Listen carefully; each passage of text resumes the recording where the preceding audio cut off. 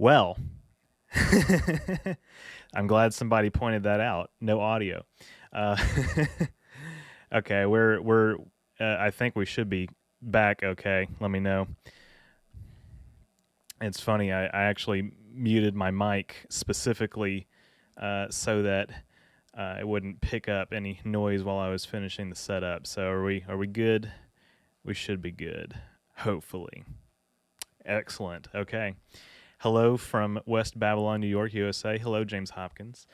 Hello, Odari, another frequent commenter from last time. As I was saying, this is, yeah, streamer problems. As I was saying, this is my first attempt at keeping up a weekly stream schedule, but as they say, yada, yada, yada, let's actually get into this. I'm not doing any game audio from Universe Sandbox, even though it is pretty pleasant. I just figured we just look at me blow some stuff up. Let me fix the graphic on the left side of the screen. There we go. It looks like we got chat here. This says, welcome to the live chat. Remember to guard your privacy and abide by our community guidelines. I think that's for me. Okay. Well, y'all can keep contributing. Okay, so yeah, we're effectively just gonna dive in. I might keep an eye on this in case there's any other weird stuff that happens with the chat window. But let me open it real quick on my phone. But yeah, I haven't opened this game in like 2 years, almost 2 years, which is crazy. There's a lot that's happened in the past 2 years, and well, life, as they say, gets in the way. But we're here, and yeah, I actually have a lot of stuff I want to show you guys. So let's just we'll get to that in a little bit, but let's just kind of go crazy. Let's just open the solar system and just start messing around for a little bit, and I'll answer some chat questions that pop up. I don't remember how I actually encountered this game. I don't know, might have been looking for some kind of simulator to simulate some star systems and whatnot, and this came up. But it's pretty fun. If anybody's unfamiliar with it, you basically just get to kind of do whatever you want, and it's basically a physics simulator.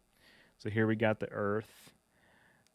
Gonna maybe slow down that rotation a little bit. How do you do that? I haven't actually. I've forgotten how you kind of do like the time window and everything. Let's see. Hold on a second. There we go. Okay. So, yeah. Still kind of. Of course, this is not going to be conducive to seeing like, lots of really fantastical kind of motion, but just want to slow it down so it's more manageable and we're not whizzing through. So basically, I kind of like you guys to tell me what you want to see me do in this, because I have some plans for showing off some sims that I've developed, but really I just want to kind of get you guys input on what you'd like to see.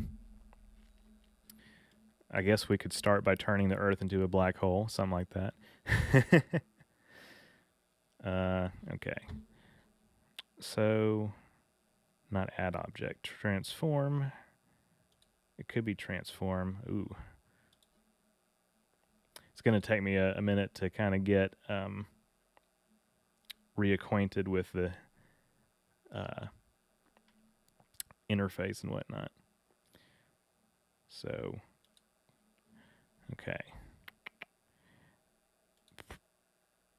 Properties that we need to be looking at. So, I guess, is there a button to just turn it into a black hole? I think you have to like tell it a specific mass and everything. But first, okay, interactions, no.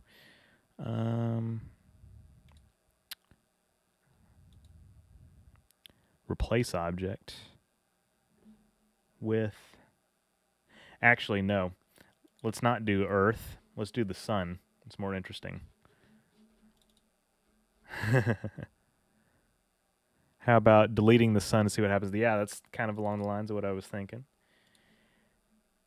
Actually, I'll do that first. I'll delete the sun, and I might go ahead and increase the sim speed. We'll delete it, then we'll come back, and then we'll just make a black hole. All right.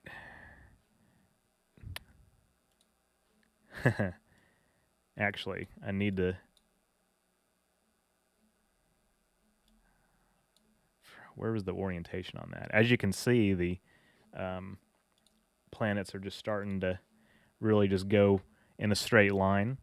Obviously, this is because they're not gravitationally bound. There's still interactions that they can have with each other, but yeah. Okay. I should have centered it. I thought I did center it on the sun, so like the camera, but anyway, we can still see what's going on here. Let's look at Earth. Let's check on the temperature. Ooh, it's frosty. Look at that. See, this is why this game is, it's not just a game. It's a physics simulator. Temperature, average temperatures now approaching negative 30 Celsius, which in Fahrenheit is really, really cold. Even Mercury, yeah, same thing. Venus, can it show the atmosphere, what's happening in the atmosphere? It's still, okay. It's still really hot, but see, the average temperature on Venus, I believe, is like, what, upwards of like 900 degrees Celsius, something like that, 700. And so it's cooling off. Mars, can we see some kind of polar activity going on? Let's increase the sim speed a little bit more. It's very slowly, kind of gradually going down. Earth is just way too far gone. Complete total ice age. They actually show, glacial maximum here. Is it growing? I can't tell if it's growing or not, but there's definitely weather patterns. Some of these outer gas giants are still just kind of doing their thing. They've always been really... I actually don't want to transform. Can we stop that? Yeah. Does the game show the population of Earth? Does it show the population of Earth? I don't know if it shows population. I think it's mainly concerned with like physics related stuff. Yeah, surface gravity, rotational speed, orbital period, at temperature, mass radius, that kind of thing, density. All right. Well, actually, is this a, right here, let's look at this. What's this? 2018 VG18. Looks like some kind of comet or asteroid that is in some kind of massive elliptical orbit around the sun, but not anymore. See, Mercury looks like the furthest out because it's the closest to the sun, so it's the most intense, the most intense gravitational interactions between the sun and a planet. I would presume are on Mercury, as this is demonstrating. Earth is a complete snowball now. The oceans are completely frozen over, negative 273 degrees Celsius. That's pretty neat. All right. Oh, as you can also see, the all these asteroids are just getting flung out, completely just gravitationally unbound. Let me change the chat to live chat, not top chat. It didn't. I don't think that's going to change anything. But other than showing them in order, which we want to see. Yeah. Where are we? Okay. All right. I think that's enough. We can restart the sim. Now I would like to turn the sun into a black hole. Something along the lines of the opposite of what we what we just saw should happen. All right. So this is going to involve going in here and editing the mass. So I'm trying to see if there's anything else. What's inverted gravity? We'll try the magic stuff later, I think. But composition, no, not necessarily. Actions.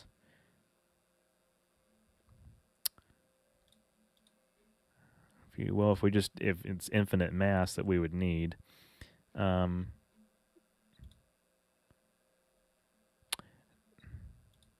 do you collapse into a singularity? How do you do that? I haven't opened this game in 2 years, as I said. How do you do that? It's not necessarily replacing object.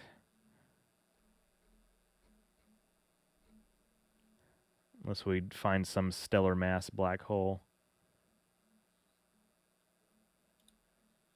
Black hole, here we go. Black hole, 1 solar mass.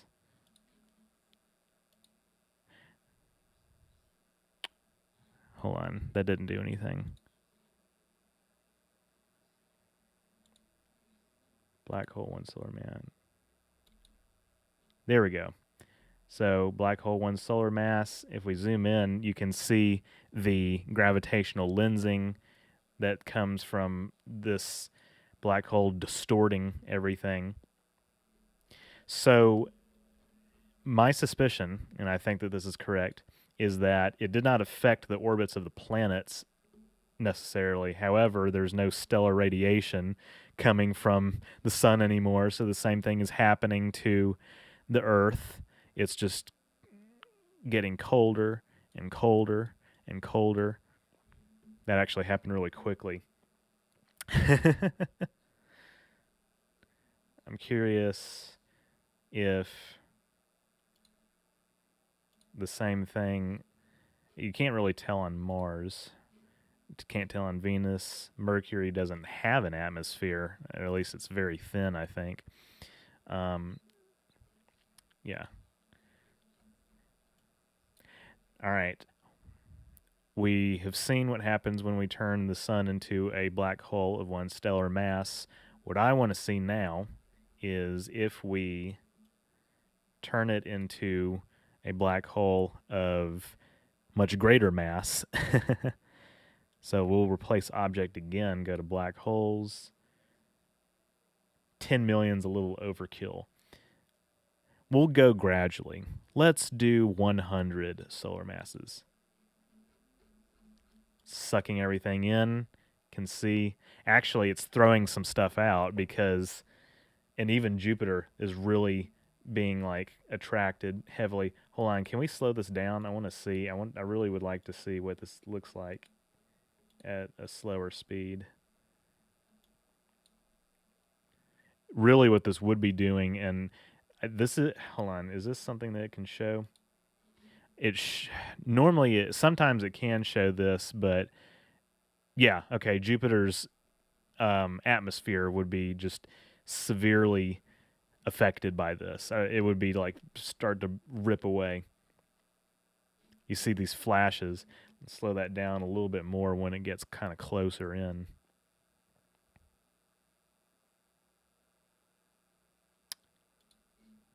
All right. See this heat up. It sees heating up really, really hot. It got hundreds of degrees Celsius.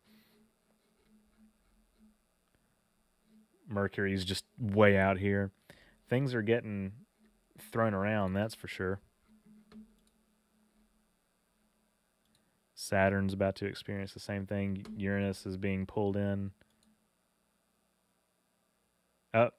Okay. How long is it going to take for Jupiter to just completely rot away or even be pulled into the star? I think Saturn's being flung out. This is happening over a number of years, it looks like. Hold on a second. I forgot it didn't change this to live chat. There we go. Okay.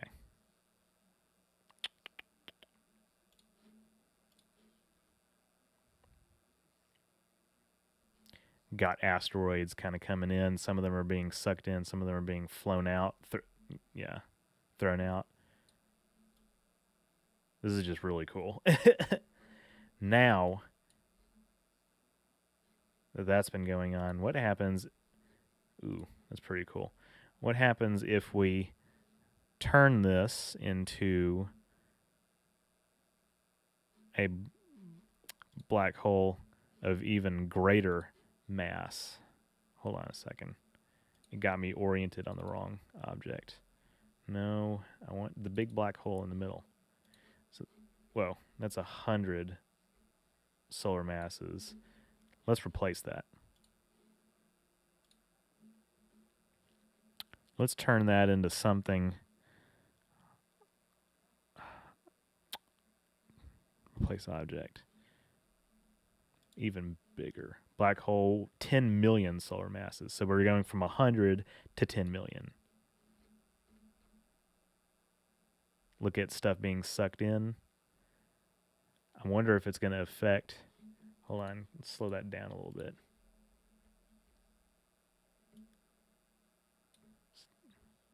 Yeah, it's just disappearing. There goes Vesta. They're just disappearing.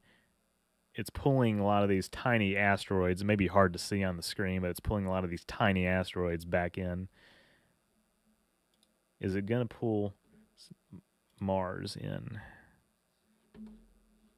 It looks like it is. Mercury's way too far gone. There goes Mars.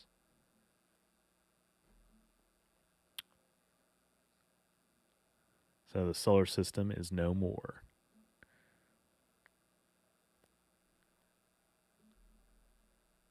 Cool.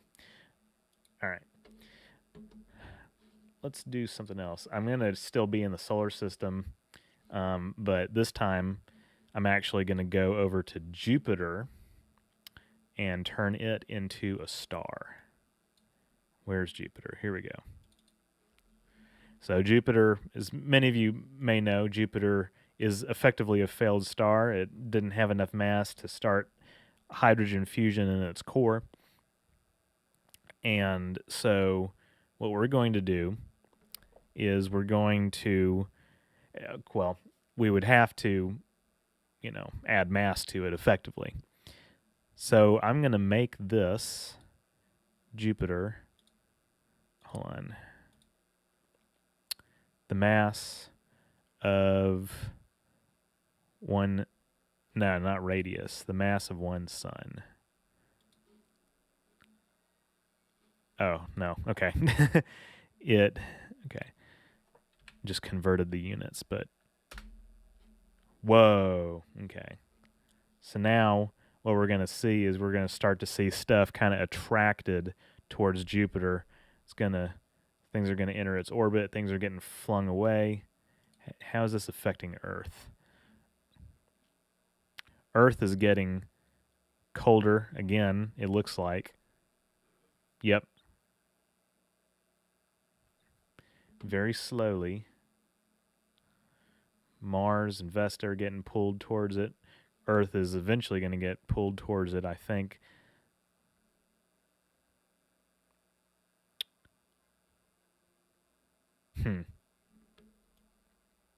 No, Earth is still gravitationally bound to the main sun, but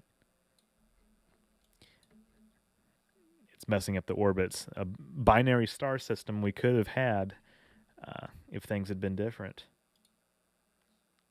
Actually. Yeah.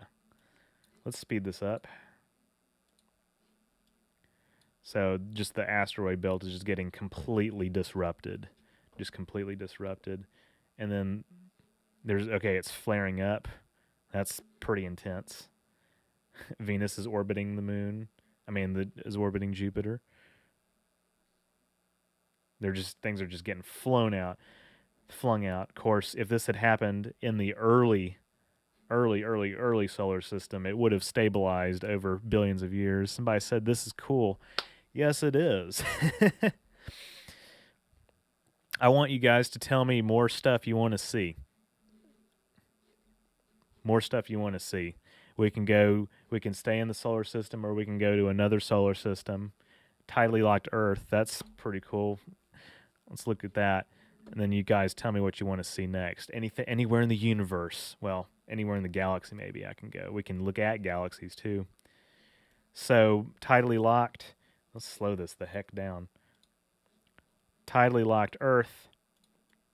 What that means is, can we see where it's facing the star? So, as I've mentioned in many of my videos, a tidally locked planet would always face its star, and half of it would be covered in ice. This side, half of it in perpetual night, half of it would be a desert. And this, on the day side, and there's a little sliver where things get temperate, and it's kind of a gimmick because that wouldn't happen in our solar system with a planet this far out. So, make the sun really big, said unknown. Let's do that.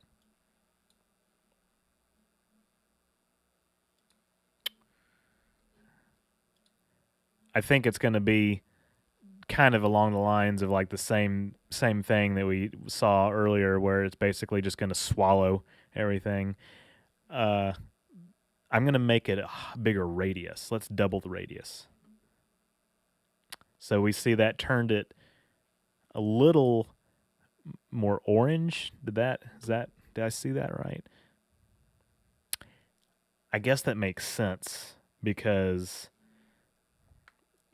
I think, did the temperature affect the temperature go down? Let's do it again. Temperature's not really affected that much, but it's changing the composition. So if it's big, eventually the sun is going to become a red giant, of course, and it's going to swallow everything in the solar system. So the way to know if it's really affecting things it is affecting things that much. There's a runaway greenhouse effect. See, deserts are forming in Europe, and yeah, that affected things. Somebody said, I'm surprised that the game doesn't show the continents changing from either heating up or cooling down. It is showing it now. It just takes a while. What about the Ice Age? Yeah, we saw we saw earlier with the sun, when I kind of collapsed it into a black hole, that caused and also when I deleted the sun, that caused the Earth to undergo an ice age. So I want to see how this plays out on the long-term scale. I think what happens is, as we can see, it really is still mostly stable. It's just that Earth is now 135 degrees Celsius. All right. What else we got? A tidally heated habitable moon. That's interesting. So, looks like we got a gas giant here. It's got a mass of 1 Jupiter. Is that mass? Yeah, a mass of 1 Jupiter, radius of 1.63 Jupiters. So, we can slow this down a little bit. We got a habitable moon. It's in an elliptical orbit around this gas giant. By the way, guys, this is kind of what Andoria is like. It's a supposedly, well, actually, not even supposedly, we know for a fact it's a habitable moon that is orbiting a gas giant around the star Procyon. It looks like this thing is not rotating that much, but it does say tidally heated.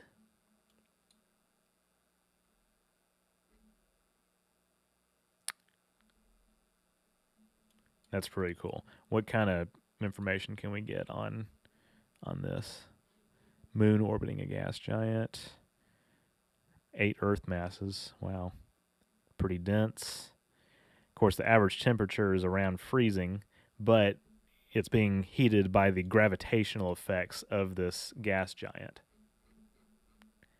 And they're orbiting just outside the habitable zone of this sun-like star. Here's another cold planet. Weird. It's also outside the habitable zone. Yeah, this is cool. The textures are just cool on this on this game.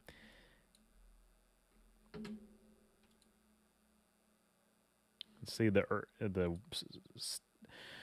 orbit's kind of wobbly a little bit on this gas giant because the interactions between it and its massive moon. It's kind of bulging a little bit. Fascinating. All right, I need some suggestions, guys. What else you want to see? I'm just kind of messing around here.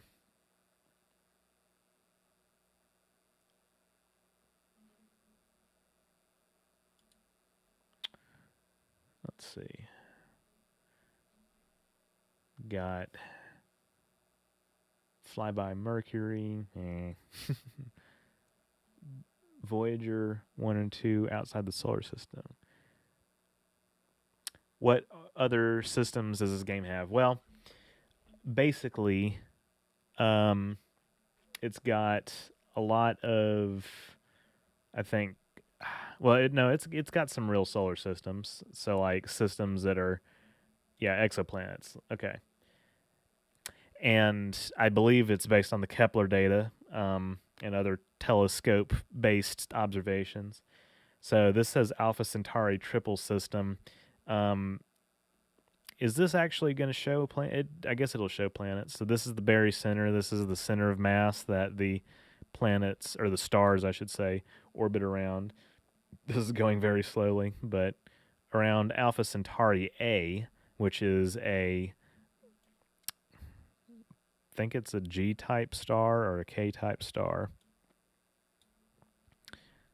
It does not show any planet. Of course, it may have real planets, but Alpha Centauri B, I believe, has, at least one planet that we've observed, and it's showing it as being, let's see,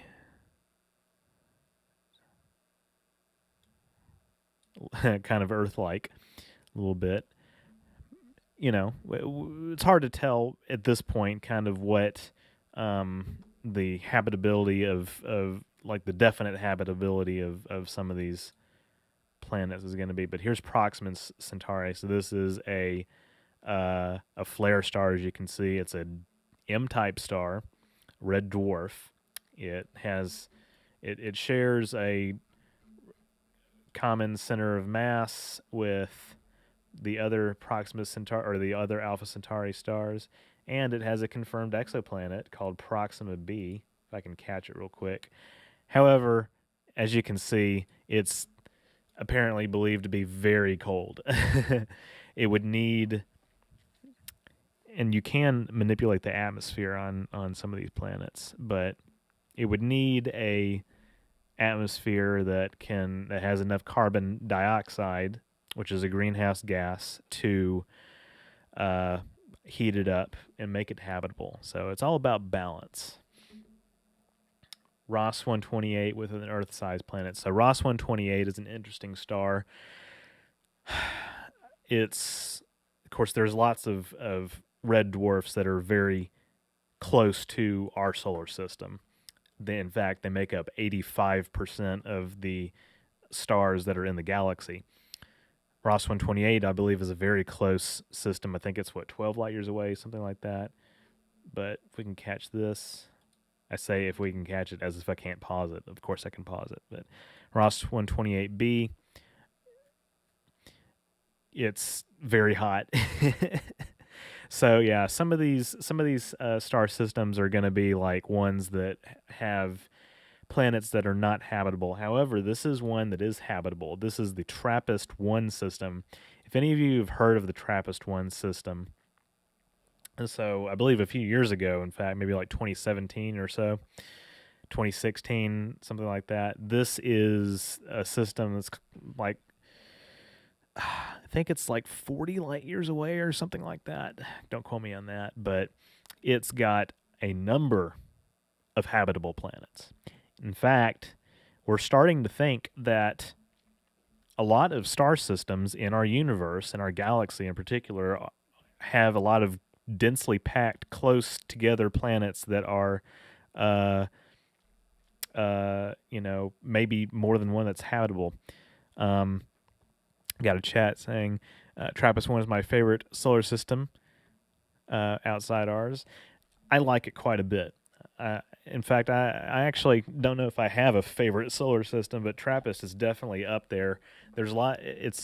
I want to see if I can find some that are, you know,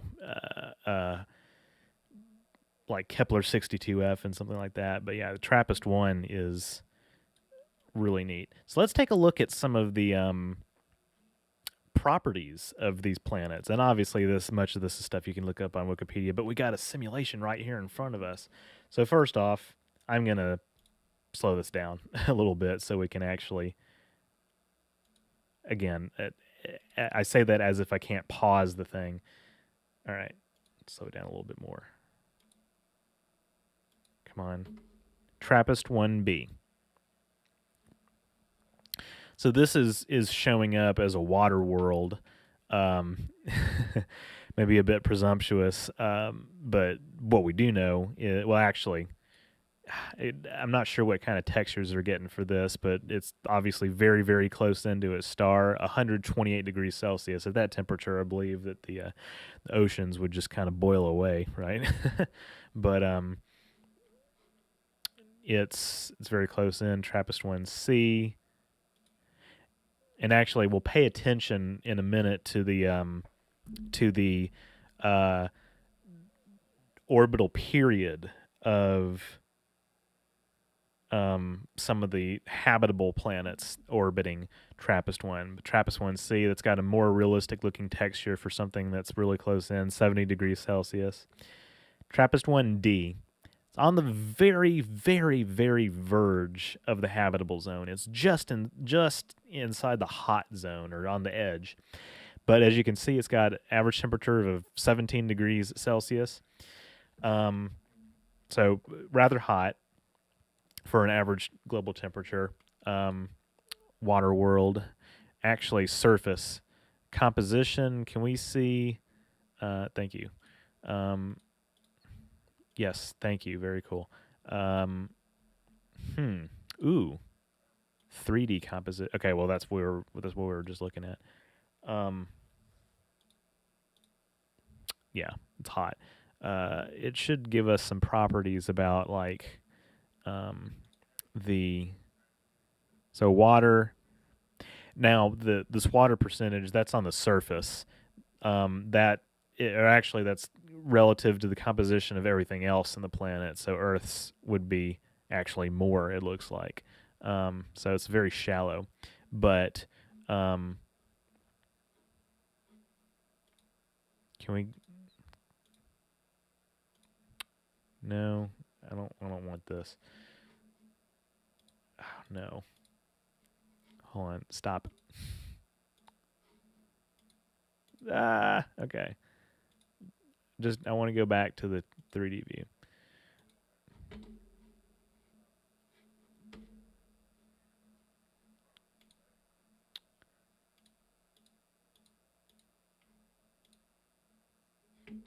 I don't want to see this.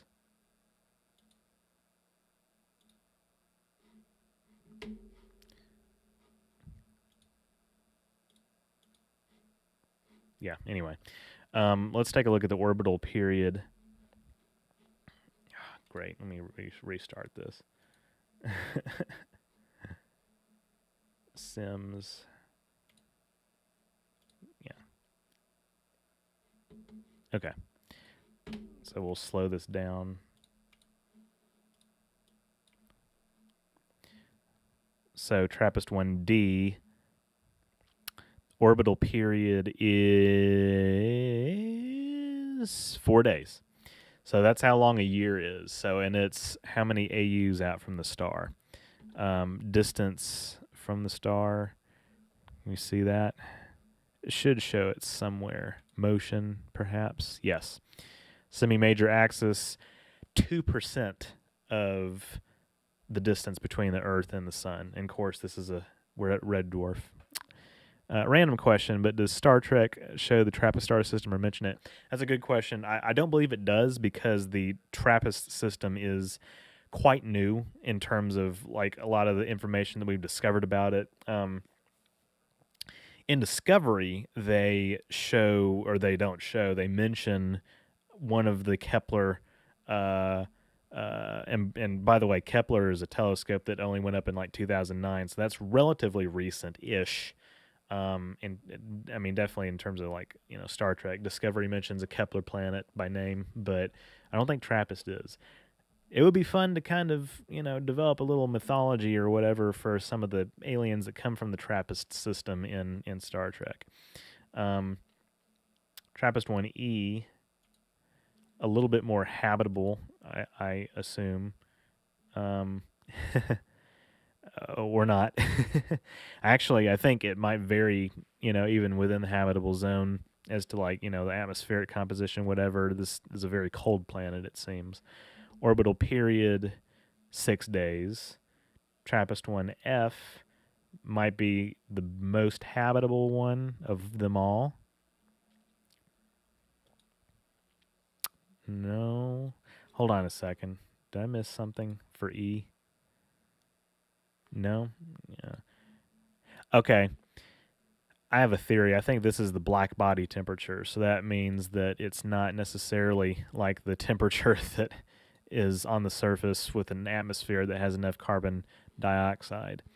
And then TRAPPIST-1H is on the outskirts and it's too cold. Yeah, I think the temperatures are, we don't know exactly what they are. I'm going to check on something real quick. All right. So, let's go somewhere else. TRAPPIST-1 before the 2017 announcement. I think that's probably just going to show, red dwarf nearly 40 light years from the solar system. In 2015, 3 Earth-sized exoplanets were discovered orbiting the star. Later in 2017, 4 more exoplanets. So this is showing what it's like, what it was like in terms of what we knew about it before the discovery. So there's nothing in that's actually in the habitable zone. This is totally on the outskirts. And as we can see, this has atmospheric shearing on it. TRAPPIST-1D. All right, we saw Proxima B. Wolf 1061. Wolf 1061 is a nearby red dwarf, about 14 light years from the solar system. In December 2015, astronomers announced the discovery of 3 small, potentially rocky planets orbiting the star. The middle planet, Wolf 1061c, orbits near the inner edge of the star's habitable zone. Simulation shows the planets in perfectly circular orbits. Actually, this is with elliptical orbits. So, okay, so this is closer to reality.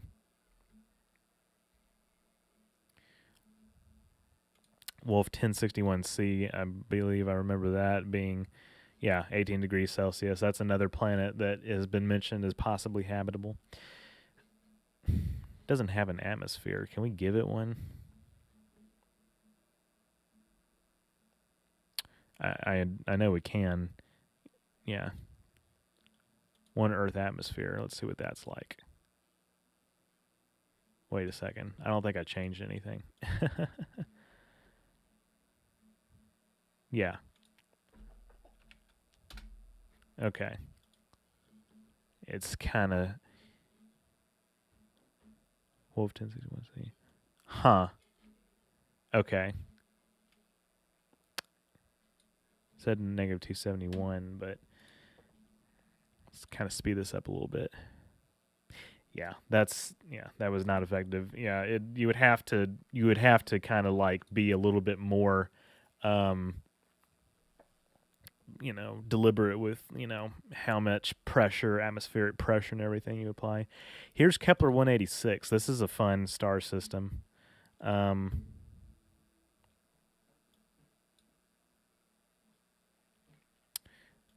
Kepler 186f is a planet that I was thinking about earlier. It also looks like they didn't give it an atmosphere. But all right, let's look at the properties of it. This is another planet that's mentioned as being potentially habitable, Earth-like. It looks like we could probably get away with giving it an Earth-like atmosphere.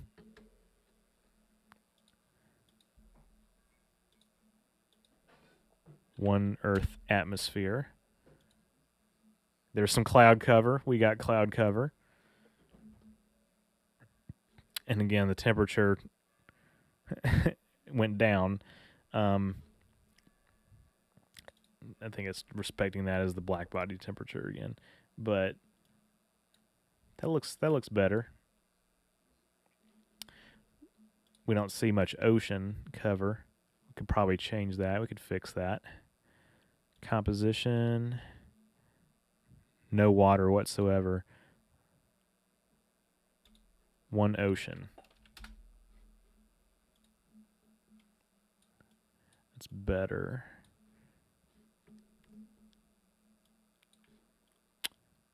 Heat. Okay, hold steady at about 7 degrees.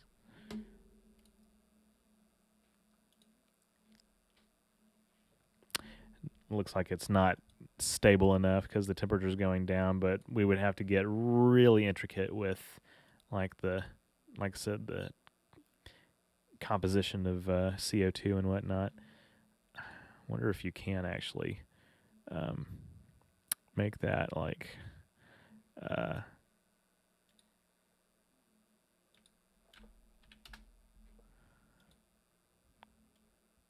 I think that was a mistake. We're just kind of messing around. All right. Some more. 51 peg is the first. Yeah, 1995 is the first star announced to have a exoplanet orbiting it. As you can see, that's a very, very hot, what we call a hot Jupiter.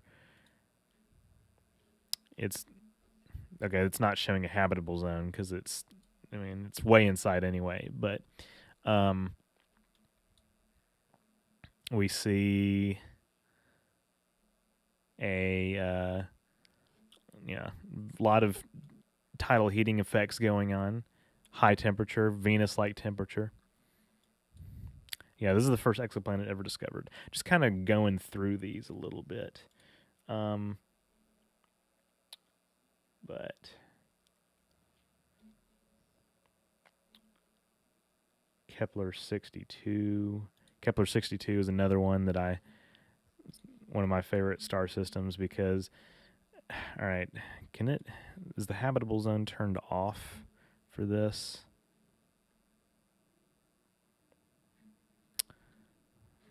Where do you go to see that? View. There we go. Habitable zone was turned off. So Kepler 62. Wait, were we just looking at this? I think we might have been. It was 186 or 62. No, this is 2 Earth masses. Okay, so this is a little bit denser.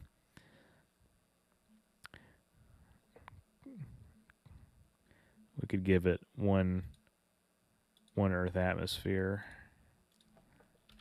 and then 1 Earth ocean.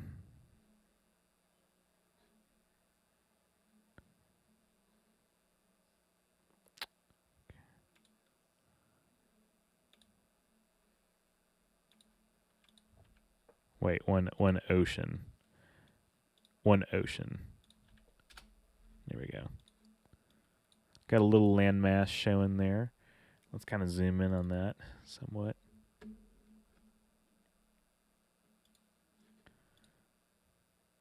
So the temperature is still really low. Hold on, did it not give it an atmosphere? Yeah. It's kind of far out.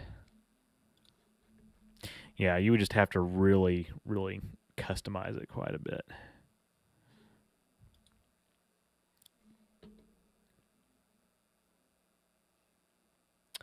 Yeah, just got a lot of random solar systems. All right. Yeah, let me know again still if there's anything else in particular you want to see. I'm just going to kind of go around and um, look at some more random stuff, some more random stellar stuff.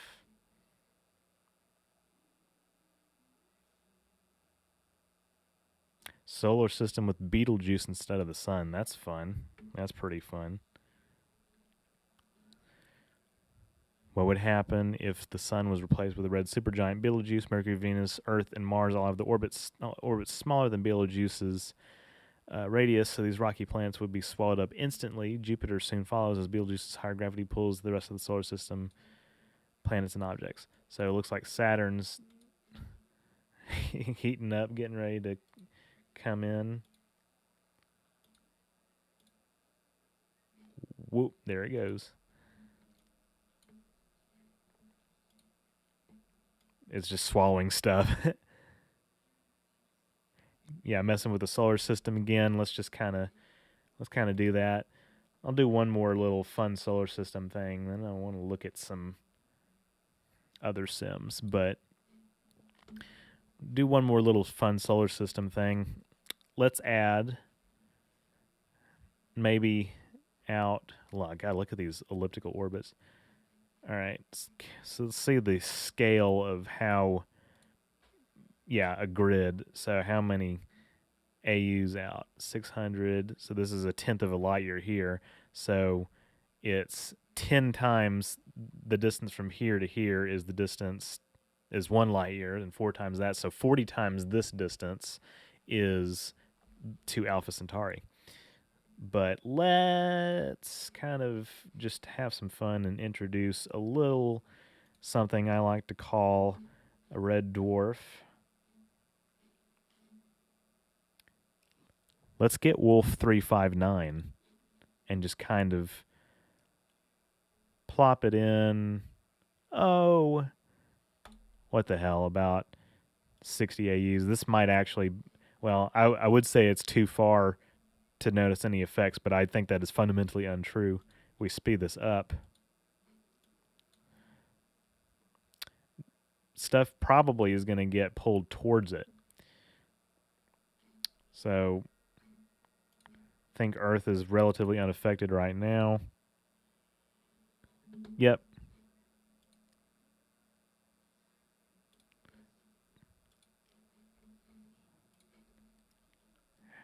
I think Neptune, we can see it being kind of pulled off of its path a little bit.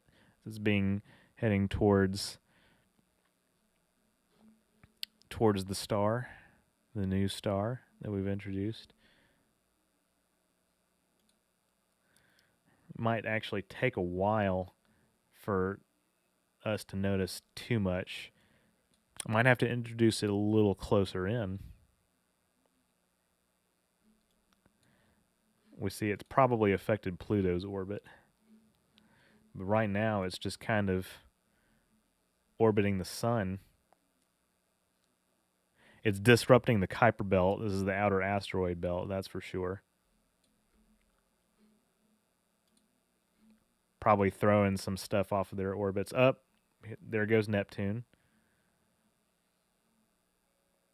We can see in the little corner we got some weird stuff. Up there goes Pluto. Did Mars? No, okay. Mars still. That's the sun's orbit that I'm seeing. That was going to get attracted to it.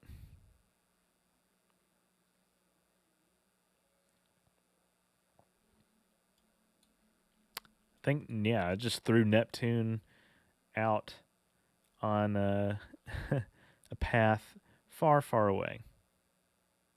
So we saw what happened when I made Jupiter a stellar mass. I kind of want to start this over and introduce Wolf 359 much closer, like possibly inside Jupiter's orbit.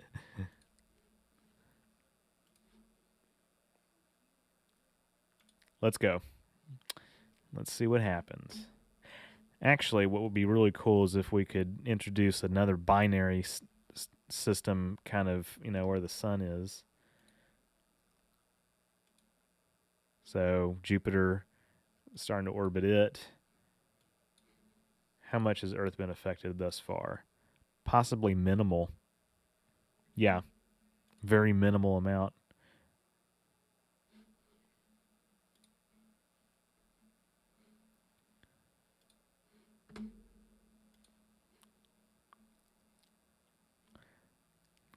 All right, Wolf 359 getting much closer to the sun. How much has Earth been affected now? Still heating up a little bit, but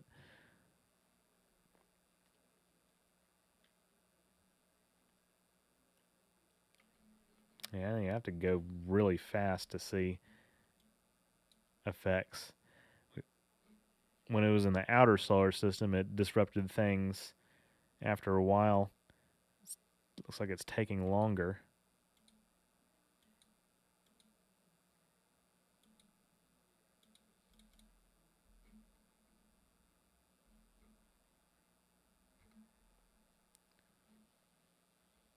Is that the... Okay. Looks like it is. Almost couldn't keep up. All right. Just kind of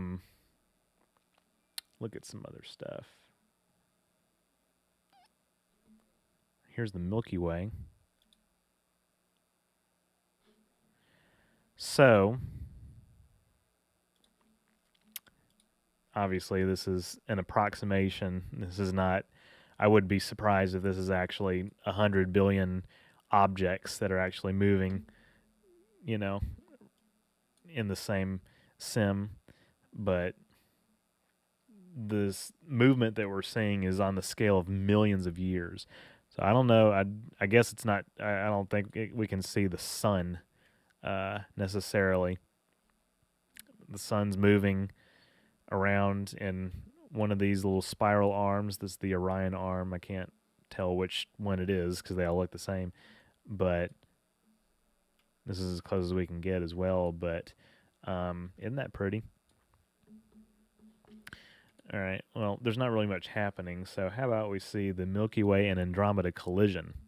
This is also happening on the scale of millions of years. So about 4 billion years from now, this says, our Milky Way galaxy will collide with the nearby Andromeda galaxy. This collision, the result of the mutual gravitational attraction between the stars, planets, and other matter that make up both galaxies, will produce a single merged galaxy.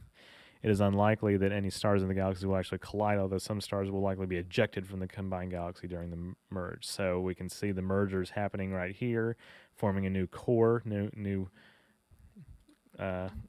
core here in the middle. It's becoming what is going to be called Milkdromeda. And as you can see, it's going to take tens of millions of years for this to happen. We'll all be dead. Long dead. But Earth actually would be still habitable at this point. In fact, Earth is going to remain habitable for quite a while after, well, assuming we don't... It's going to be habitable for something, maybe not for us, but... It's going to remain habitable for quite a long time after this collision occurs. So let's even speed it up. Still habitable. And then, by the way, when I mean habitable, what I really mean is the oceans boiling away isn't going to happen still for a long, long time.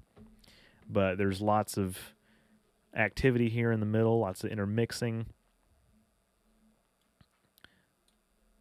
the Milky Way and Andromeda, all the stuff that is kind of proximate to us, is in sort of a void in the galaxy. A lot of galaxies kind of exist in long, clusters that are just dense, and they form, like, if you zoom out far enough, they look like neurons. You know, the Milky Way is in kind of a void, and that may be one thing that's helped kind of, you know, produce a stable, habitable little system for us to exist in. Getting closer to uninhabitability. Isn't it believed for the collision to occur around 7 or 8 billion years, though? I'll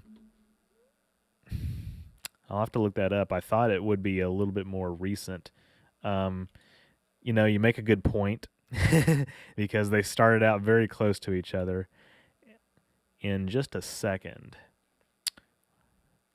5, 4, 3, 2, 1. Okay, now definitely a billion years have passed. Earth is uninhabitable. However, I actually am kind of curious. So let's kind of jump over real quick to my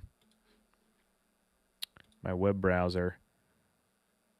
Hold on, that's not what I wanted to see.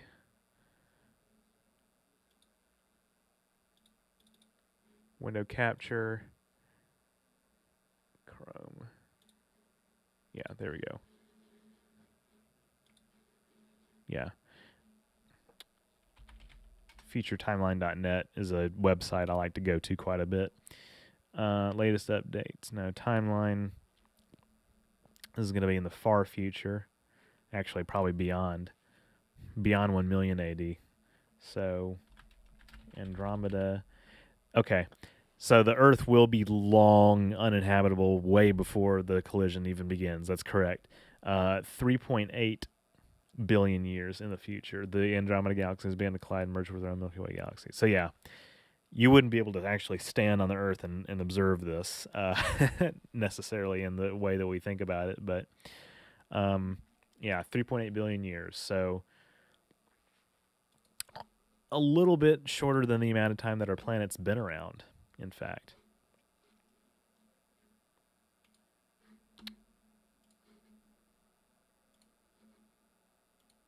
So, yes, that's accurate to point that out. All right, I'm going to do a little maintenance here on the stream real quick. I'm going to change the title around.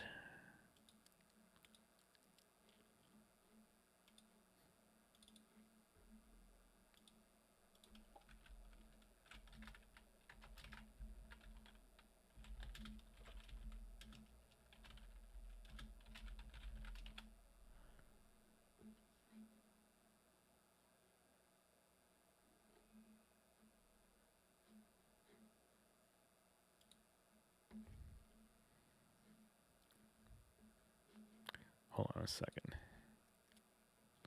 No, I'll keep it like that. Yeah. All right. Well, that was fun to observe. Let's see. Again, if I have any suggestions, feel free to propose them.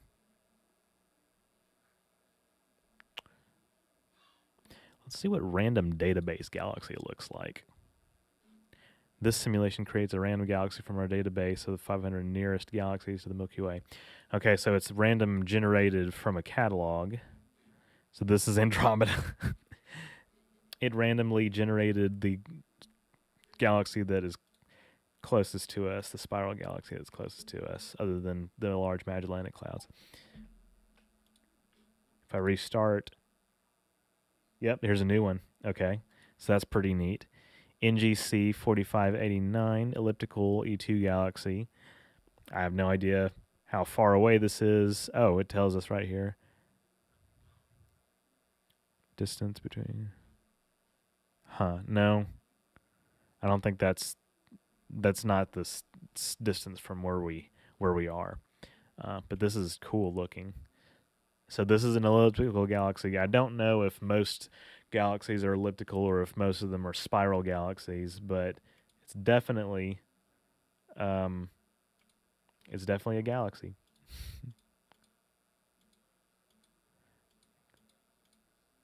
Okay, now we're talking. So on the scale of millions of years is when you can see like effects like this. Let's randomly generate one more. So we got a spiral, we got an elliptical.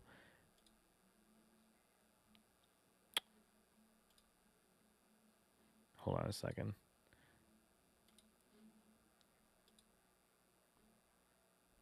Another spiral galaxy.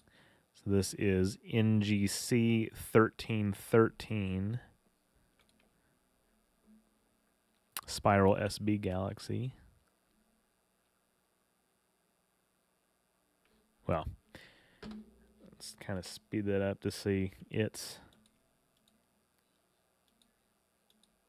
effects. Yeah. Kind of cute. Ooh. Yeah. Constant cycle of, stuff being swallowed by a supermassive black hole and new stars generating, new stars being born. So this occurs, like I said, over millions of years.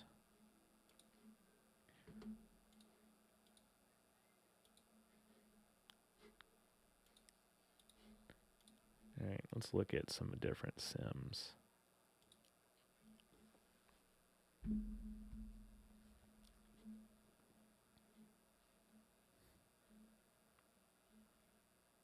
Supernova in galaxy. Okay, that's new.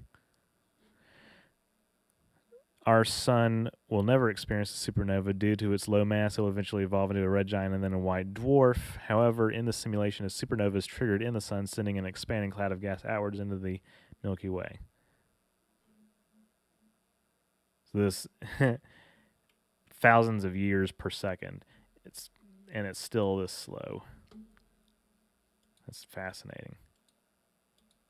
Okay, well, it's gone. Actually, what I am more interested in is maybe causing a supernova in the solar system simulation. Make it go supernova.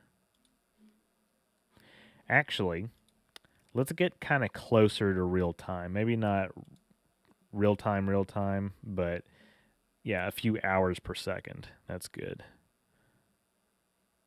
Actually, hold on.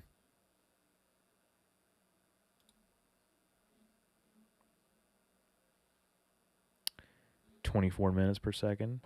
So it'll take a third of a second for a supernova to cross the boundary of Earth is my prediction.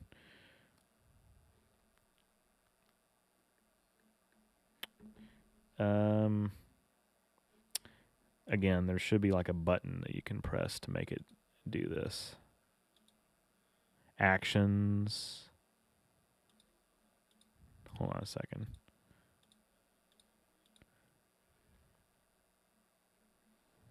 It must have been updated or something. There is a supernova button. I swear. I swear there is a supernova button.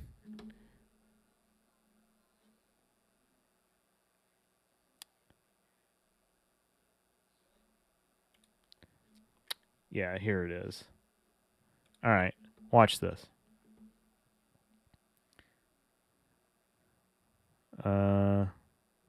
Create, modify, powers, laser. Okay, explode.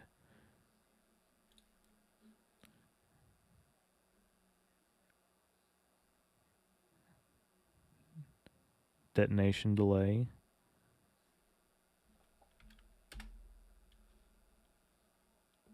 Is it going to do it?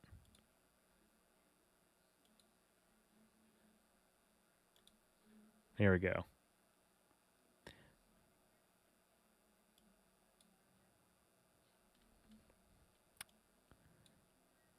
Isn't that beautiful? All right, let's pause it and actually not undo, but get rid of this tool being toggled. Because I don't want to blow up Earth, but we kind of just did. Holy crap. Look at that. Scorched thousands of degrees. Yeah, it's gone. The oceans are gone. Look at that. Up, it's melting and it's gone. It's actually like literally gone, gone, gone, gone, gone. Venus, same thing's happening to it. You can see its crusty surface is being obliterated, incinerated.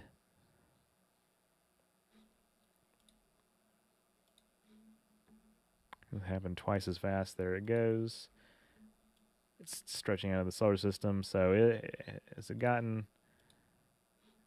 All right, it's gotten. Has it gotten Jupiter yet? It's almost got Jupiter.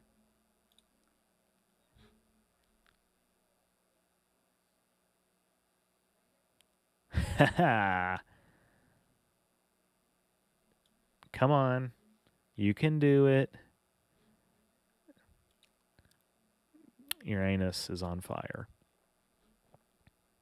It is. Saturn. Same thing's happening. Can speed this up a tiny bit. And that texture doesn't look too good. It's eventually going to just eat up all of these objects.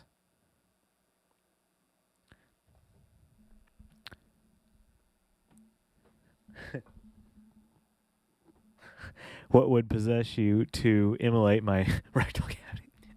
Well,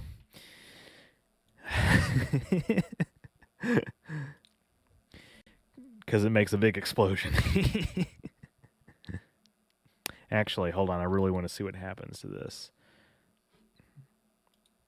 Okay, it's taken a minute. They're just very, very hot.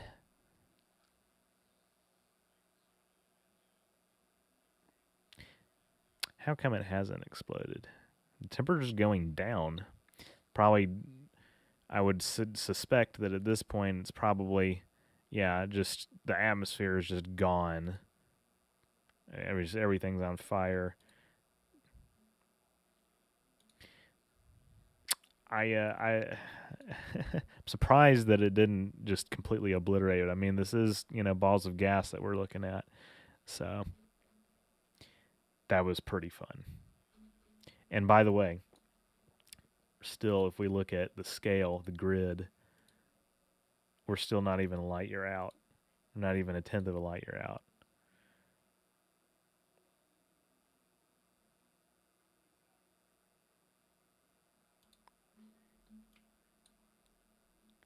All right. They're still there. I just like looking at this grow. That's just really cool. All right. Let's get another one.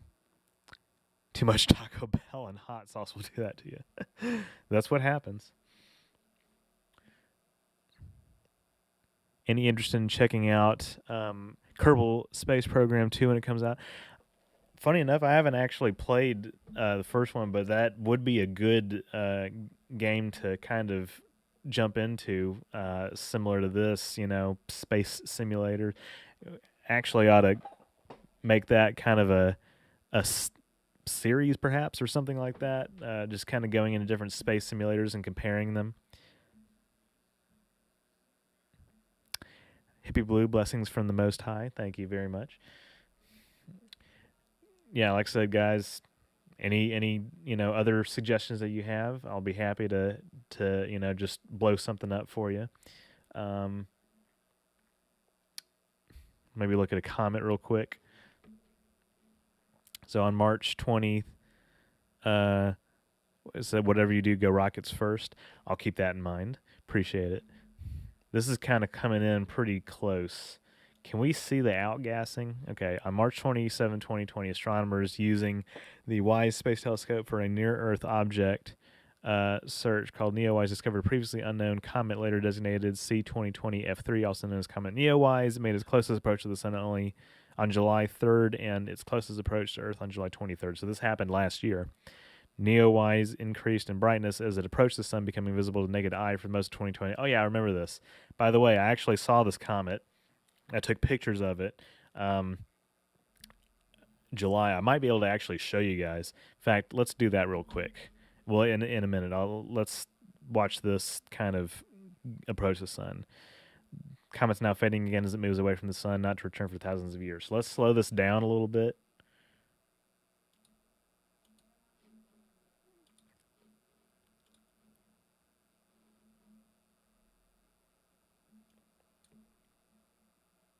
And okay, elliptical orbit. So from Earth, we can see it passing over. It's not really showing any outgassing or anything.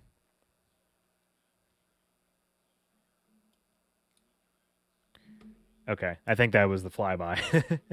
All right, let's see if I can find. I'm kind of curious now. Can I? I'll let this play, I guess. Can I find the pictures that I took of Comet Neowise?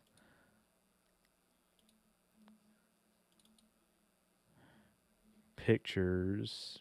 Hold on a second. I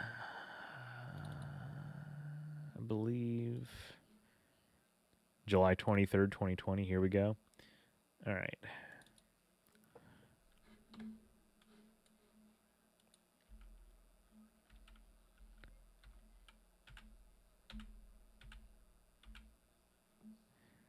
All right. It should be visible in one of these. Barely, though. Just barely.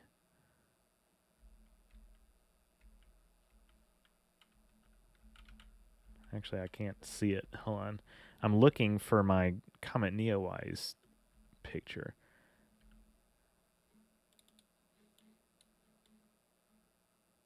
I should have been able to point it out. Any one of these random dots could be it. I could see the tail a little bit, but it's hard right now to kind of see. Anyway, it's not going to be a good picture, whatever it is. Yeah, you guys might as well just go look on the internet at a proper picture of Comet Neowise. What's your favorite hard drink? Ooh, well, funny you asked that. I'm not a huge alcohol person actually, but as I do drink, you know, lots of soft drinks. So like not that wouldn't be a hard drink, juices and teas. But I've I like mixing stuff naturally, like a lot of people do. So sorry I couldn't really give anything other than a lame answer to that. Let's see.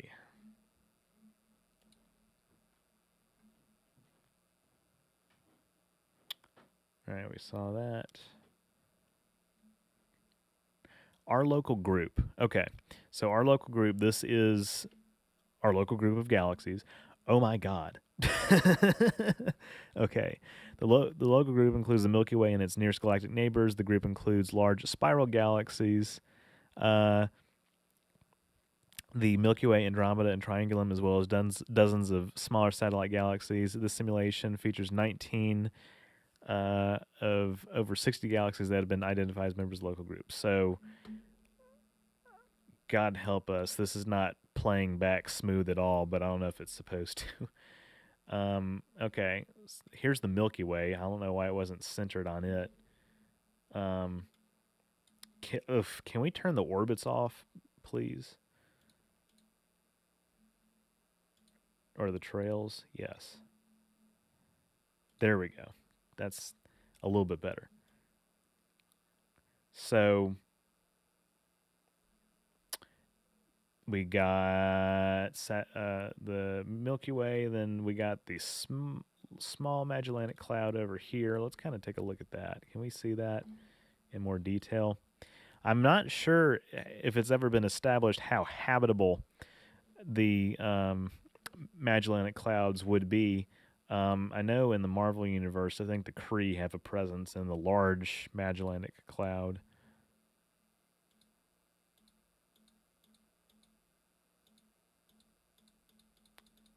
Go faster. Yeah, no.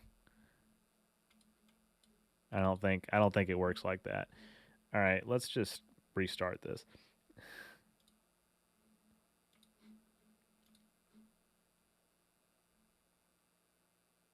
and turn the trails back off again. So what is this? WLM, irregular galaxy.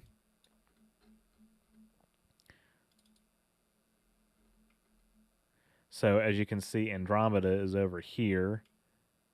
Here's the Large Magellanic Cloud. So this orbits the Milky Way, and yet it's really far away from us. And it's also larger than the Small Magellanic Cloud, naturally. Kind of in the southern sky, I guess, where it would be visible. Oh, crap. Where'd it go? All right. I'm looking for... I had a handle on Andromeda. Should be Andromeda and Triangulum. Start it one more time. I got lost in intergalactic space. Okay. So we'll center on the Milky Way. From here, we got Triangulum and Andromeda are in similar areas of the sky. So Andromeda is bigger. And it's got Messier 10 and Messier 32, 110 and Messier 32 orbiting it. Messier 33 is the name of Andromeda, the designation. It just looks really cool. And then Triangulum is over here. It's smaller. It's also an elliptical. A spiral galaxy, though, I believe. It says nebula, but, that's the name that's also used for...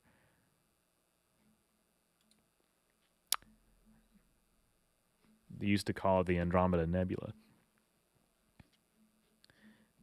But as I mentioned earlier, we're kind of in like a void of space in the universe where there's not a lot of dense galaxies. Most of them exist in these big, long clusters.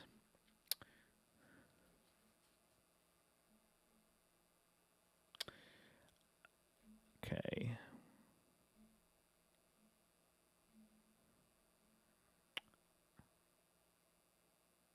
I'm looking for something else that's a little bit more interesting.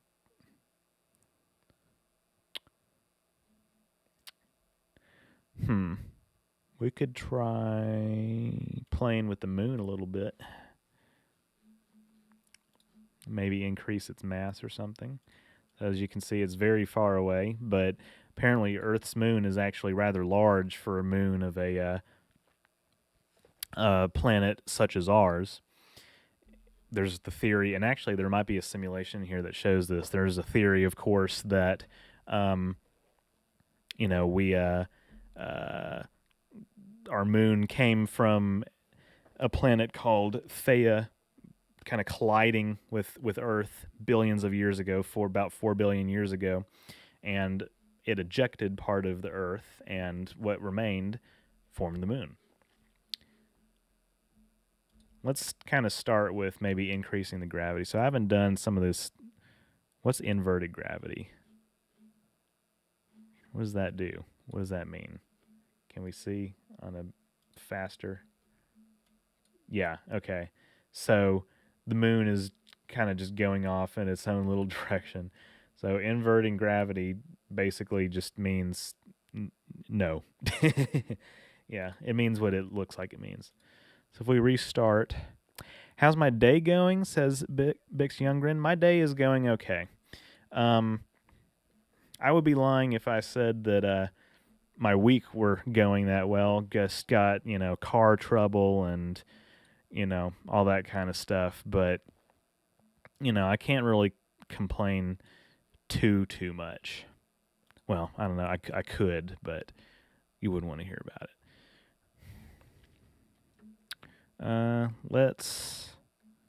Can we do something like Actually, hold on. There's a sim specifically for like the moon colliding with the Earth, I think. Collisions. Here we go. So Earth and moon slow motion. I think we might want to see that. Okay. oh, it's happening. Okay. Wow, that's cool. That's really cool.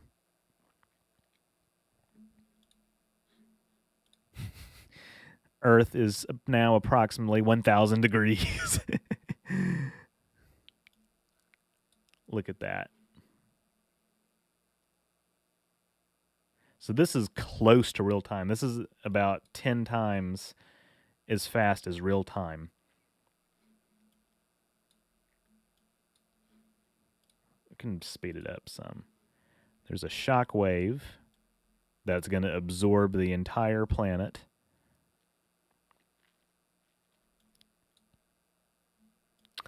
They don't even know what hit them.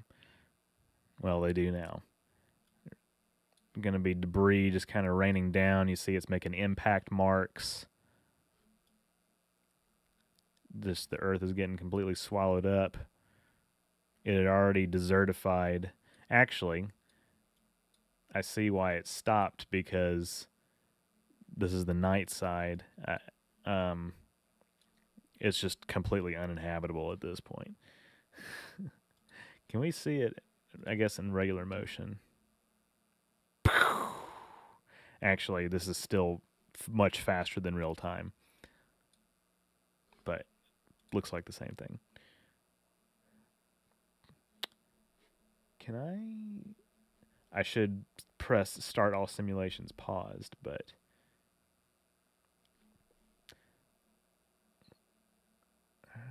Earth. Is there, can I search in here?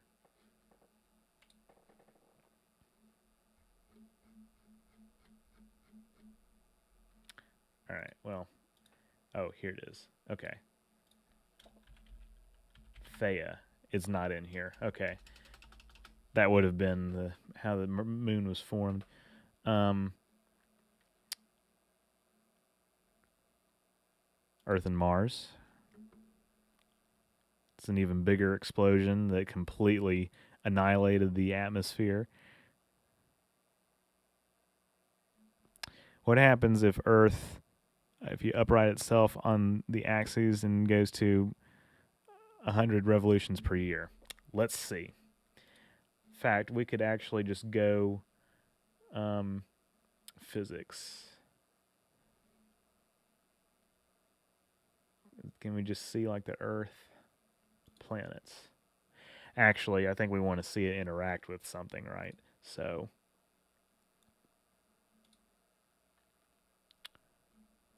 Earth and Moon. Let's just go to Earth and Moon.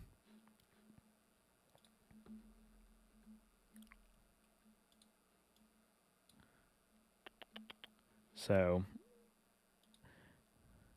we'll tilt it on its axis. So axial tilt is going to be, as if it's not an overview property, then it's probably it's in motion. So it's 23 degrees already. So let's actually go ahead and let's just make that 90. And then speed its rotation up by 100. Funny looking thing. I'll keep it running. And then speed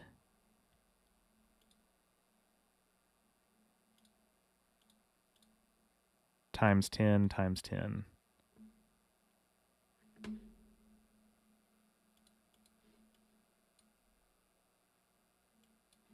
Hold on. Yeah. Okay. Well, that were the parameters. Those were the parameters. So we'll speed it up.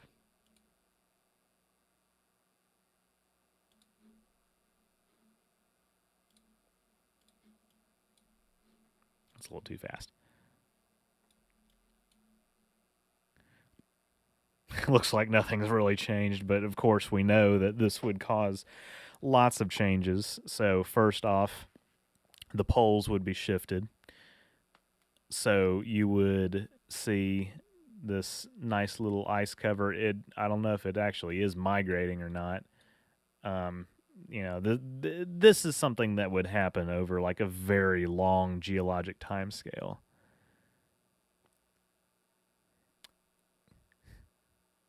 Interactions with a cosmetic synchronization beam. So yeah, what we would see is it would basically cause the poles to shift. So that would change weather patterns, climate patterns, etc. And if it were rotating too fast, I think it's fair to say we probably just wouldn't be able to live on this planet because we've evolved in this, under these conditions. I'm not sure if it would be even really possible. I guess it would be technically possible for something to evolve in an environment that is like that.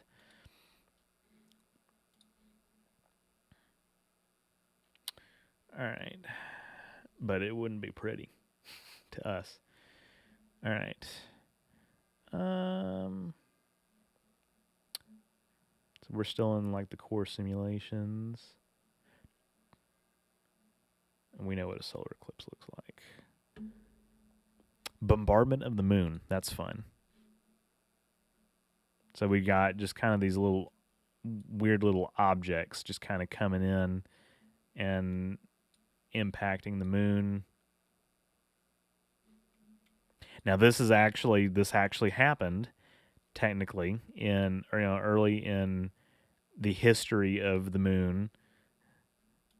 It took a big beating from a lot of asteroid and comet impacts, and we just made the moon really, really hot, 700 degrees hot.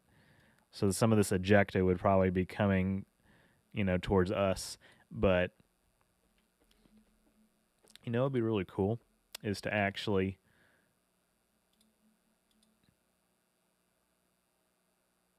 just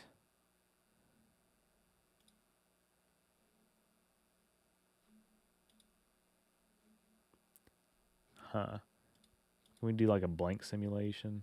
I'm sure I know. Well, duh. I know we can. I just want to kind of test something real quick. Although I want to do it with just the moon.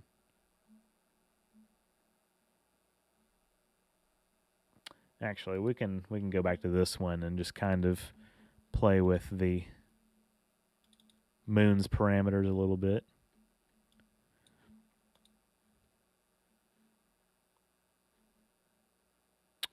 Let's double its mass. Or actually, yeah.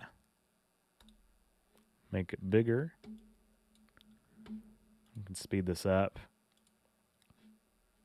They should start attracting each other a little bit more, but the tidal effects are going to be wicked and wild. They would be. Again, over large time scales.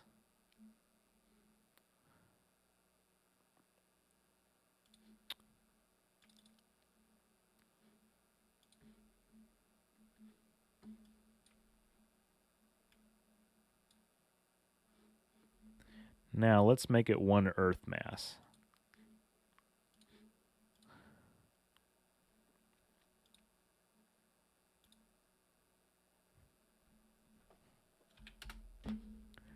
Big boy. So we see that the Earth has gotten off of its normal orbit.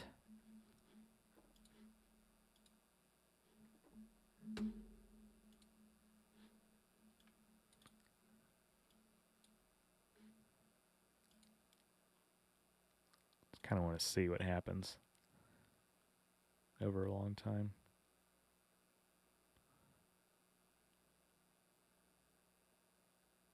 Eventually, I want to say that they're probably going to impact each other. Of course, now they're orbiting a common center of mass. They're both Earth mass planets.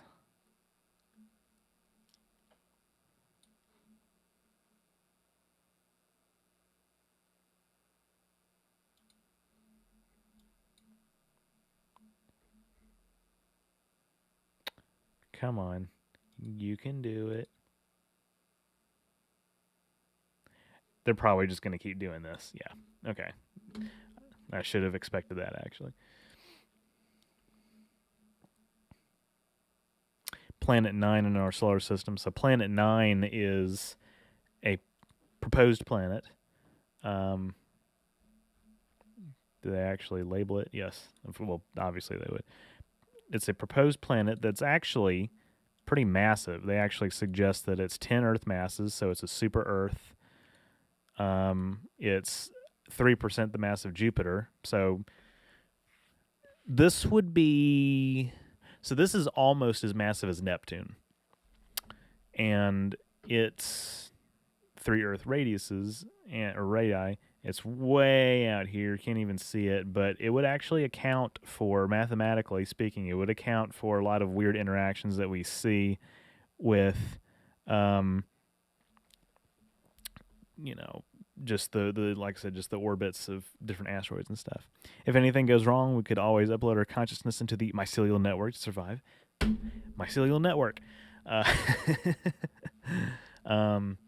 Yeah, but there's not really much that we can see with this sim other than just it existing because, it's trying to mimic the interactions that we see in the, solar system already.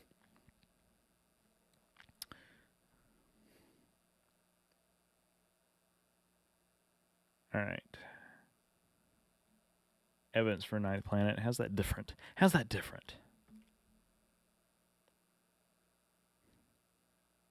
It's taking a while to load. What exactly is it loading, actually?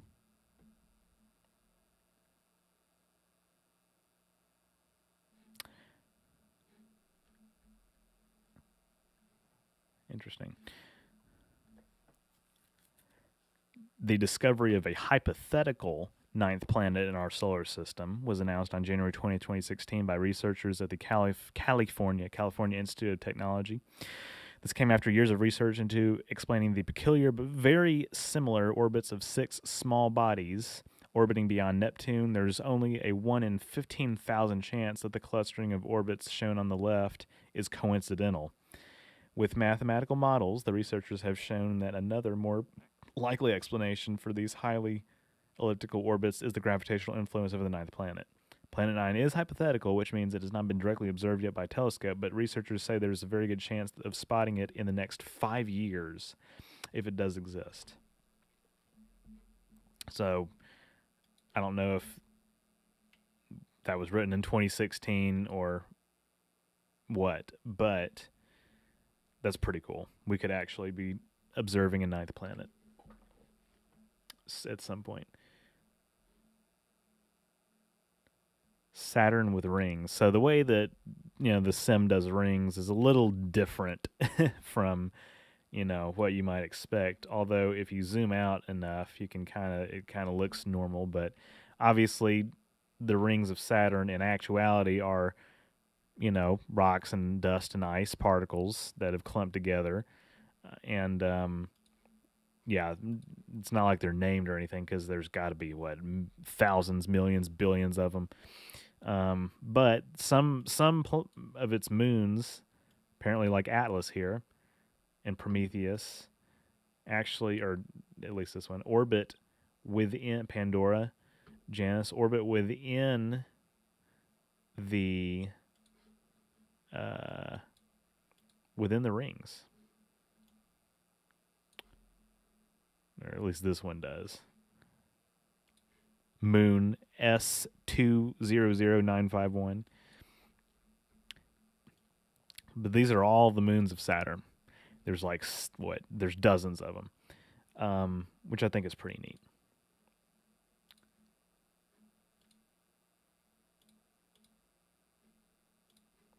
Let's speed this up.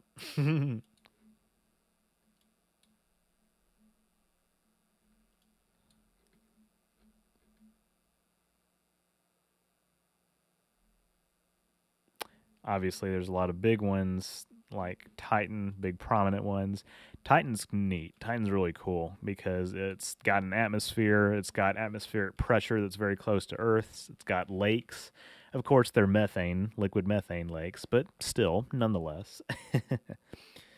um, we saw Trappist 1 near. Okay, what is Sun, Wolf, Jupiter, Earth? I think it's probably, yeah, Wolf 359 like I did earlier. Well, we know how that story ends. Let's look at a binary pulsar. So, pulsars are some of the most energetic, brightest objects in the universe. And they're huge. And they're fast. They spin. So, this is real time. This is happening in real time. These objects just spin and they spin and they spin and they spin and they spin and they spin. It's kind of giving me a migraine. But they shoot these jets way out into the universe, and you can actually see with, well, actually, of course, these are like stars, but a quasar. I don't know if it shows a quasar, but a quasar is an object like this, but it's the size of a galaxy that shoots jets from its supermassive black hole just out into the universe. And they're like gamma ray bursts. Those theoretically could cross our path at some point and fry everything, kill everything on the planet, but it's incredibly unlikely. But it may have had a gamma ray burst, may have happened in the past. It may have caused, or coronal mass ejection is, something coming from the sun, but a gamma ray burst might have caused the Permian extinction, which is I think it's the fourth mass extinction in Earth history, and that was 200 something million years ago, 250 million years ago, before the dinosaurs came along. Let's check out near and bright stars. Actually, whoa. Okay, nearest 400 stars. Actually, let's just pause this. Good grief. View the grid. So, as you can see, there's Alpha Centauri. That's the closest, or Proxima Centauri is the closest to us. I'm trying to find some more that are actually like recognizable names. But somewhere in here is like, well, obviously we saw Wolf 359, but somewhere in here, well, there's Procyon. Okay, there's Procyon and Sirius, of course. Procyon is the star that Andoria orbits in Star Trek. So 61 Cygni A, 61 Cygni, this is the star next to Altair. 61 Cygni is the star that Tellar orbits. Then somewhere in here we ought to have, yeah, Omicron 2 Eridani. That's 40 Eridani. That's the star that, no, not that one. The star that Vulcan orbits. Let's see.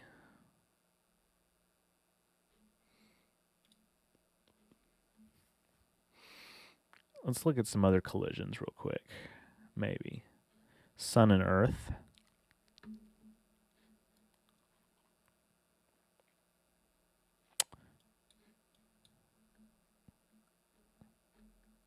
Wait a second.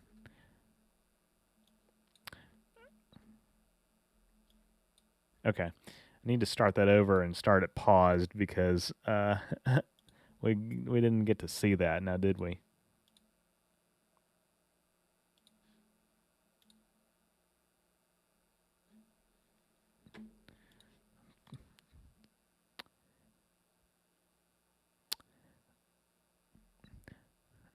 I'd like to actually see if we can find 40. I don't know if 40 Iridinite is one that they have already in the system here, but I have something up my sleeve that could be beneficial to us. So start all simulations paused first off. Then we'll do this. So yeah, here's Earth. Can we do it in real time? That's closer to real time.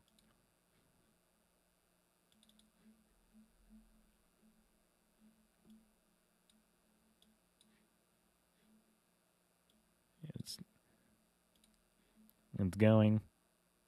Yep, there it is. Yeah. Okay, that was the simulation. I don't know. That's kind of a weird one, isn't it? God, there's just so much. Earth and Moon grazing it. Well, that's a little bit more than a graze.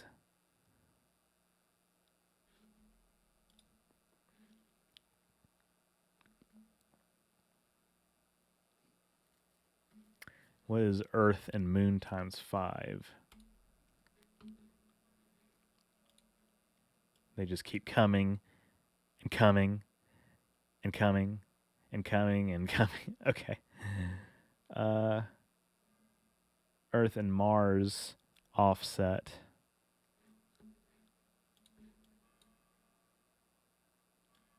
So this is similar to what happened in, like I said, in the early solar system, early solar system about 4 billion years ago, a Mars-sized object. This is the commonly held belief. It's not proven or anything, but it's a hypothesis that Theia, a Mars-sized object called Theia, collided with Earth and produced the moon through ejecta from the moon or from Earth.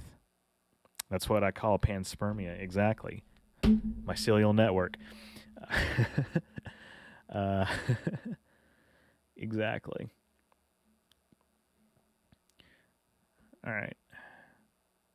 What's Mars and Mars rotation test? Boom. Okay, yeah.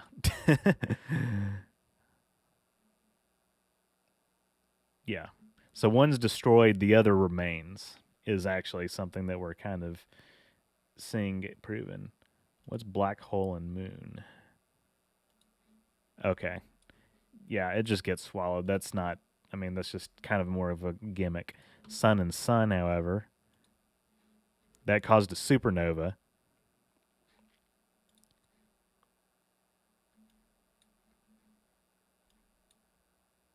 It sure did. Okay.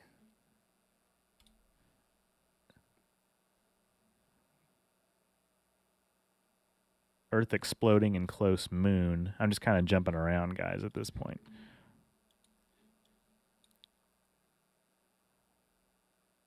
And then the moon just goes away.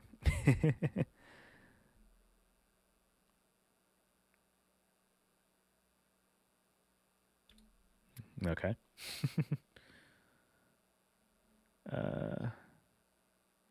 Sun exploding in Jupiter. Oh, we've seen that already. We've seen supernovas. Supernova close up in real time. That actually might be interesting to kind of show more of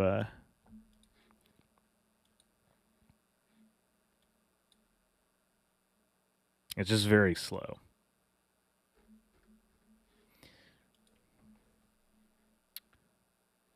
Earth exploding in real time.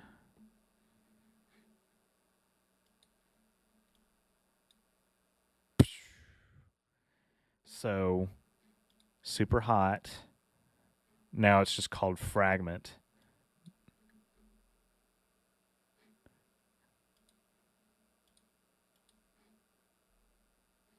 Of course, the moon was very close in the other one, but so these are just kind of like regular physics simulations. Hey Dog Pluto, what's going on? We're just kind of messing around in Universe Sandbox here. Um, Earth solar system. What's this? Why all the explosions? Just cause. Yeah, I just figured I'd kind of plop Universe Sandbox, open it up and good grief.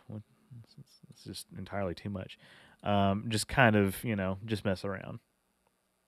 I know I'm kind of jumping rather quickly between quite a few of these, but I'm just looking for some, interesting stuff. What's causing them to blow up? Well, it depends. Sometimes some of the stuff we've been looking at today have been collisions. Some of the things that we've been looking at are just. Well, I mean, here's some collisions right here, but just because, just to see what happens. We're starting to kind of near the end of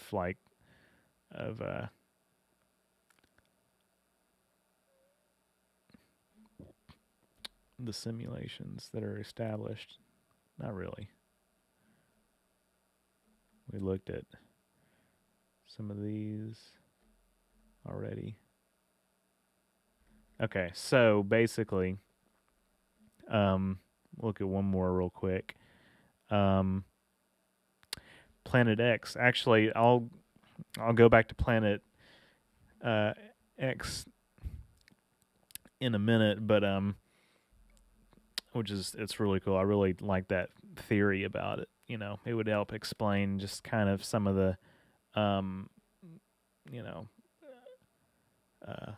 interactions and the orbits in the outer solar system. There was one thing I was going to look at.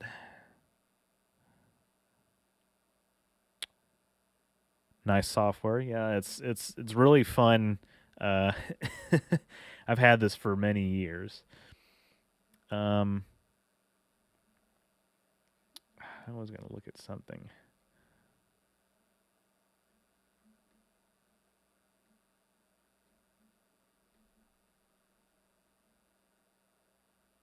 Oh well. No, here it is. Okay. Jupiter in between suns. So this is a shared orbit between. Oh, okay.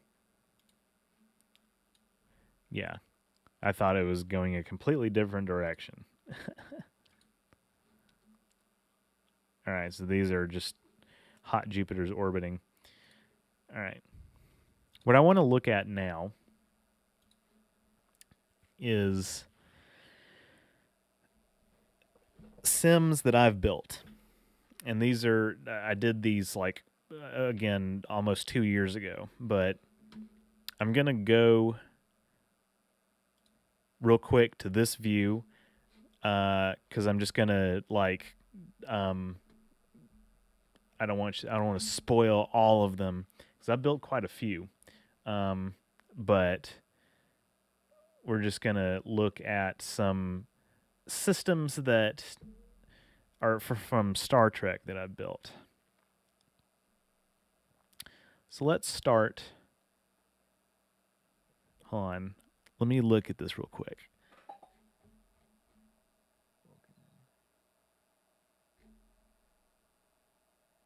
There's like multiple versions, but let's start with this.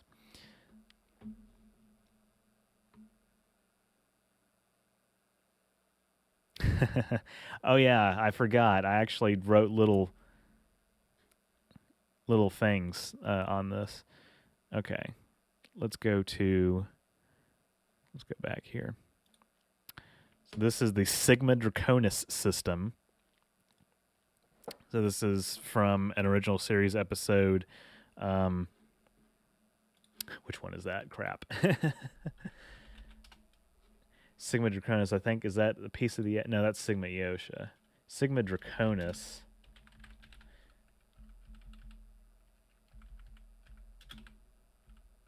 is from Spock's brain. Great, that episode.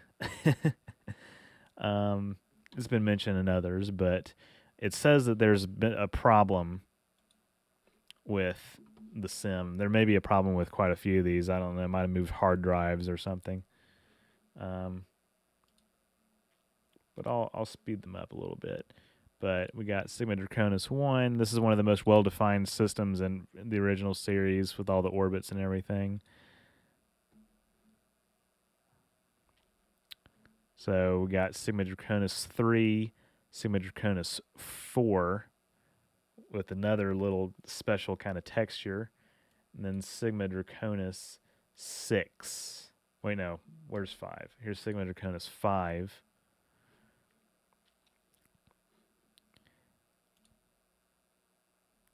Yeah, the temperature is not correct on some of these. It's been a struggle to kind of get a lot of them to just cooperate. But anyway, and then Sigma Draconis 7 on the outskirts, a cold planet. Sigma Draconis 8, a gas giant. And then Sigma Draconis 9 in an elliptical orbit, a highly elliptical orbit, super Earth. That's one. Just want to show these off. Just that's really it. If this is the one I think it is, here, let me see. Let's look at this. Okay.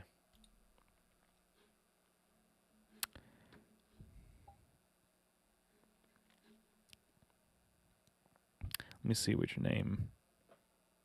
Devi. Hi, Devi. All right, let's go back here. So this is who lives in the system, in the Sigma Draconis system. Sigma Draconis natives. So it's from, looks like it's just from one episode. It's Spock's Brain. It's obviously it's one I haven't watched in a long time, but there's 3 inhabited worlds of varying industrial capacity. And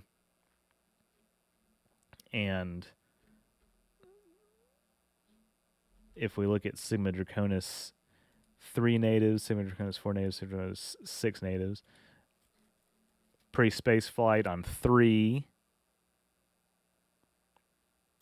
Yeah, the original series. Sigma Draconis 4 native, pre-space flight, about level 2030, year 2030 equivalent industrialization. And then Sigma Draconis 6. Okay, so this is the Morgs and the E-Morgs. So this is the society that had split, one of the societies that had split into 2 kind of, tiers or whatever. You have the, I guess, like the females on the surface, and then the males down in the, dangerous, underground and everything. But here's another one that I've built. So this is my attempt at building the Cardassia system. So the thing is, for many Star Trek systems, and this is just true, just broadly speaking, we don't really know specifically, like, what this layout is of many of these systems, like, how many planets there are, which planet is like the one that is the prime planet that's has the inhabited civilization. I'll slow this down a little bit. But I've used some reference materials, and they're not all entirely accurate. But Cardassia Prime, we've got. Does it show what I did with the atmosphere? Yeah, I put 1 Earth atmosphere. Kind of hard to see it, but I try to do my best with like the orbital, mechanics and rotation and everything. Mass. Again, the temperature is just not accurate because it's in the habitable zone. It's got cloud cover. It's a, planet, and it's got one little moon that's been identified. But and then there's other inhabited planets in the system. They presumably are planets that have no civilization, or they've been kind of colonized, right, by the Cardassians. And we got an asteroid belt. Then we got other planets outside. None of these are like gas giants or anything. They're all rocky planets, but that's my attempt at that. All right, and then we're going to be looking at some more here. So Tau Ceti is another one that I've built, and the thing about Tau Ceti is it's mentioned by name quite a bit in lots of the shows and whatever. Supposedly it's home to an intelligent civilization, Cafaria, but it's inconsistent. But as you can see, these orbits are highly elliptical. Actually, that's not what I meant to say. They're somewhat elliptical, but they're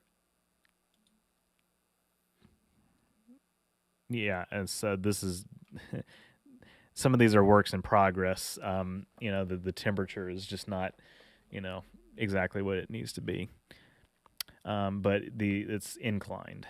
So, well, we know the Badlands touch the Cardassian system as well as Bajor. Or is Bajor in their system? Bajor is not in their system, but it's very close. So that's actually a good question. So, and I think I've built Bajor in here. In fact, we might as well go there real quick if I can find it real quick. But Bajor orbits a star that's about 5 light years, I think, from Cardassia. Is what is established in the lore.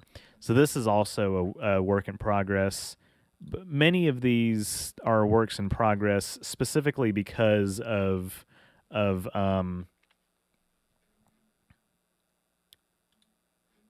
due to a saving issue, the surface data is missing in the local version of the simulation for the further from the workshop panel. Okay, so we'll see if we can do that, but I think Bajor 7 is the, and again, some of this is from like Star Trek star charts, like the non-canon reference materials, but, and again, the temperature is just not correct. Actually, it says open it from the workshop panel, so if I can do that, I would rather do that so it can actually so it has the correct surface information.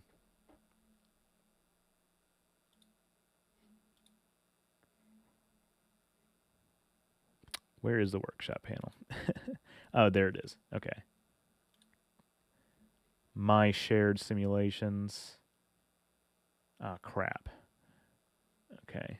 I've only shared like 2 of them. Well, this is the best we got then. The surface is not exactly what I would imagine it looks like. It is I, Sabraxis, and I'm late again. Well, that's okay. It's been kind of it's just kind of a slow day. We're just kind of, playing around in Universe Sandbox, but that's okay.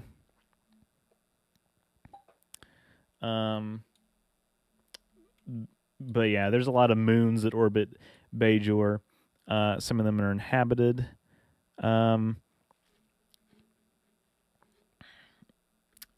Colonized, but see, it's in a rather stable configuration.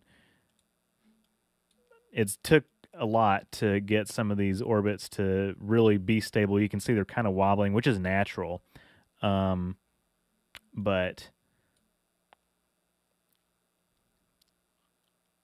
they're, it took a lot of trial and error, actually.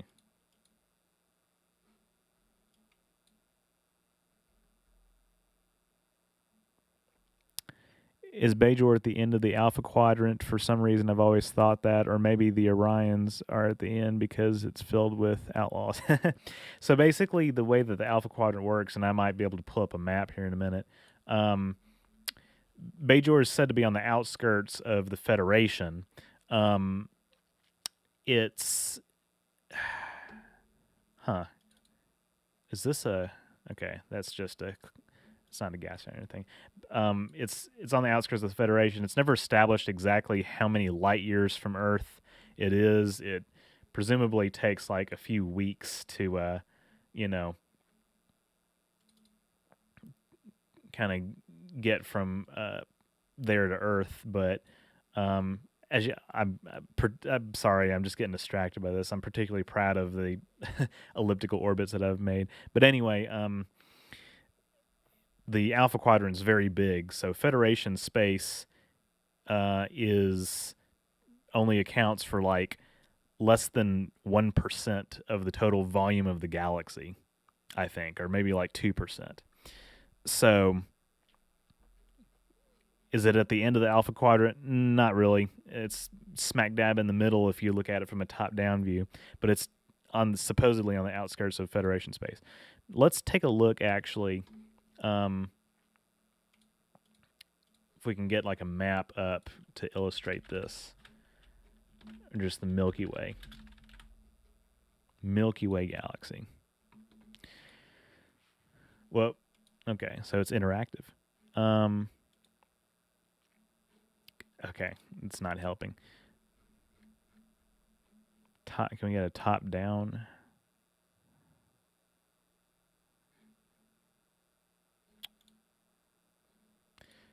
Be better if we looked at it.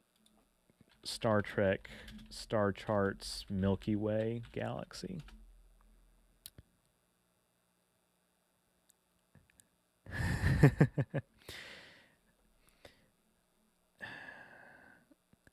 I've wanted to share some of the. I have shared some of these, but you know they've gone rather unappreciated. But that's only because I didn't really take the time to kind of promote them or anything. But I mean, it's sharing it on the Steam workshop. I mean, it's it's going to be accessed by some people, and you know they're like, I don't know if there's any way to see what kind of feedback you can get from it, but appreciate the comment, Debbie. So this is, can we get like an actual image, please? I can't see jack shit. Pardon me. Here we go. All right, let's just zoom in. Whatever. Go away. I'll accept the cookies. Okay. Anyway, so as you can see, I'm pointing at my screen. You can't see that. Here's my cursor. So explored space in the mid to late 24th century was only 11% of it had been explored. That's probably expanded quite a bit since the discovery of the Bajoran wormhole and Voyager's trip through the Delta Quadrant. But as you can see, we're on one arm of the galaxy. That's the Orion arm. Deneb, where Farpoint Station is from the encounter at Farpoint, the Next Generation pilot, is about 2,000 light years, 3,000 light years from Earth.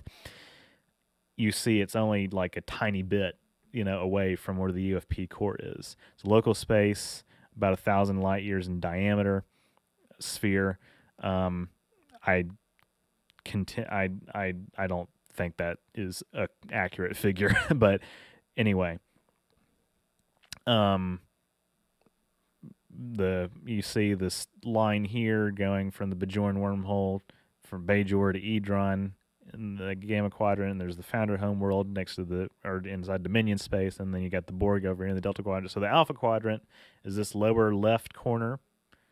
Beta Quadrant is this lower right corner. Sol and the UFP and everything is on the dividing line.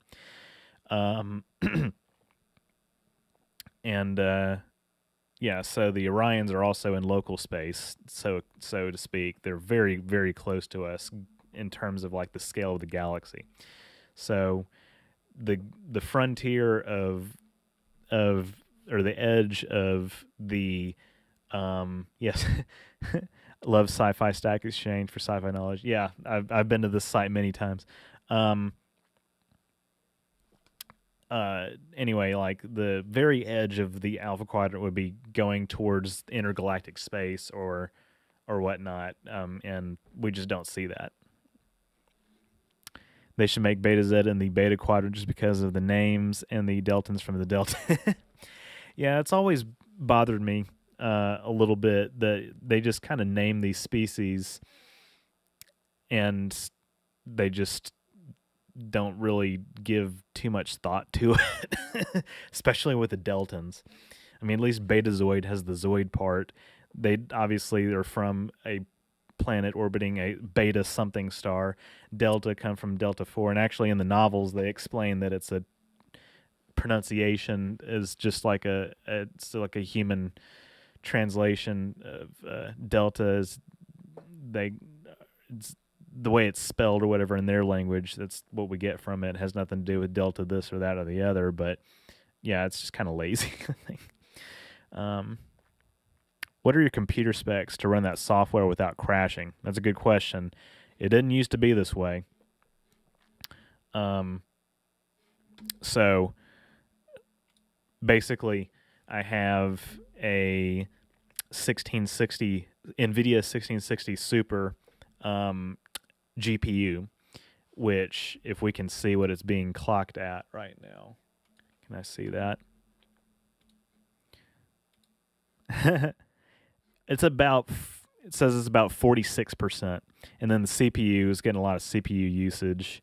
But yeah, 1660 Super graphics card, and then an i7 Intel Core CPU, 3.6 gigahertz, is what is able to run this. Looks like Janeway and Voyager did more exploring than Starfleet altogether. Well, that's, that's perhaps the case. I mean, in terms of like, how much like of the quadrant they covered, I actually think that what we need to remember though is like it's really see this very thin yellow line right here that my cursor's going right along. That's their path. And then obviously the Borg transwarp hub near the edge of the Beta Quadrant where they transported in the series finale to Earth, but all this Borg unicomplex or just Borg space, Vaadwaur space, Hirogen space. You got to realize like they did not explore that. They tried to actively avoid it. They passed through it a little bit.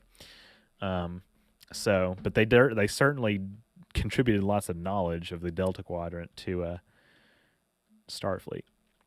All right, let me open another sim because we got quite a few here.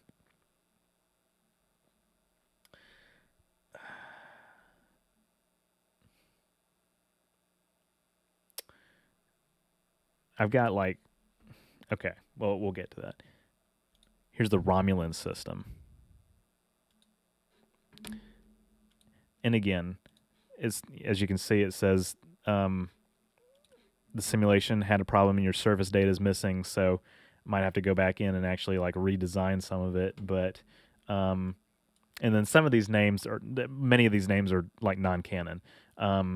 But if we go in, here's Romulus and Remus, and this is actually, I think, one version that I did of this. So I think it's hard for me to remember if they're supposed to be in like a Trojan orbit where they're orbiting each other. I'll show you guys a Trojan orbit in a minute, or if they just are really close to each other and they pass by each other.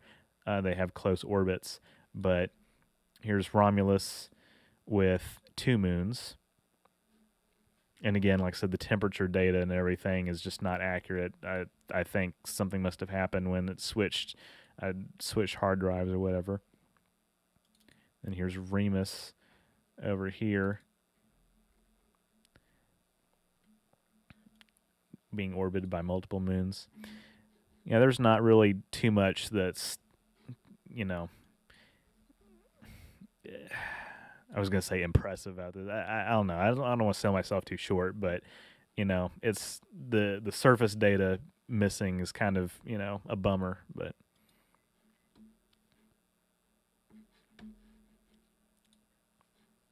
that's interesting. Another Star Trek blogger mentioned that it was possible that the universal translator seemingly just translated the name of the species into something close for humans. Exactly. This seems to be right since it seems like most don't speak alien languages like Hoshi did when it developed, and Uhura and the Kelvin. Yeah, so they, I think a universal translator would go a long way into answer, quite a bit about, um, some of the names that we encounter of different alien species in Star Trek. Um,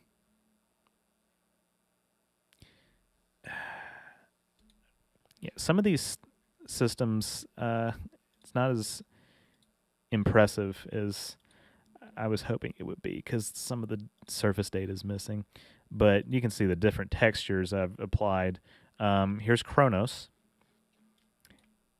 I mean, Kronos is green. We know that. But I actually have Praxis here.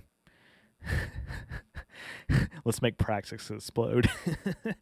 So, and we can do that by, let's kind of slow this down a little bit. We can do that by going into transform here. Actually, not transform. I think it's just tools or whatever. Explode. So this is what happened in Star Trek 6.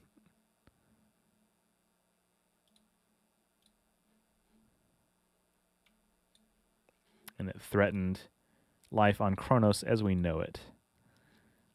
See, I'm simulating exactly what happened in Star Trek 6 right here.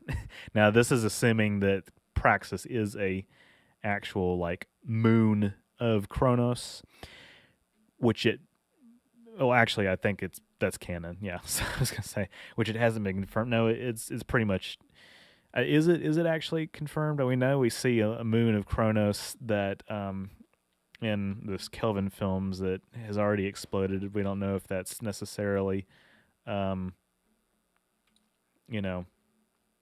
Praxis or another one. We see the Sims getting kind of slow. Actually, no. Okay, yeah. So this is not good. Okay, so in real time, yeah, it would have completely destroyed the planet. So I think that probably that's not accurate um, to the film. Uh, so Praxis may have been a moon that was further out, but just threatened the solar system or the Kronos system. Let's look at some more.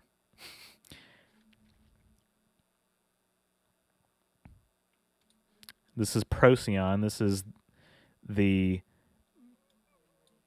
planet or the star that Andoria orbits, but Andoria, as we know, orbits a gas giant called Andor. It's the 8th planet, supposedly, from Procyon. And then this is Andoria, habitable moon, although it really would be frozen. Now, again, this negative 273, that's not an accurate temperature. As for what it would actually be. But it's orbiting out here in the cold zone of the star, so we got all these other planets in here. And again, it looks like I haven't really applied like all of the elliptical orbits and the inclination to this system. But Procyon's an F-type star, a little hotter than the sun, a little brighter, a little bigger, and younger as well. Like I said, we're just kind of jumping around. I'm actually thinking about probably kind of wrapping this up here in the next little bit, but we'll just look at some more Star Trek systems.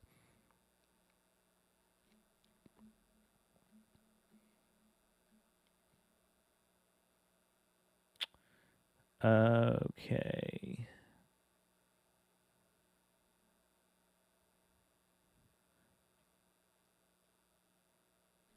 Not that one.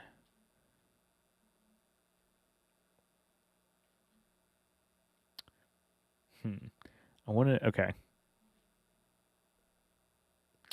Maybe Telr. Hold on. When was this? I've got multiple versions of this. When was this opened? 120. Hold on a second. All right. I think this is the one we want to look.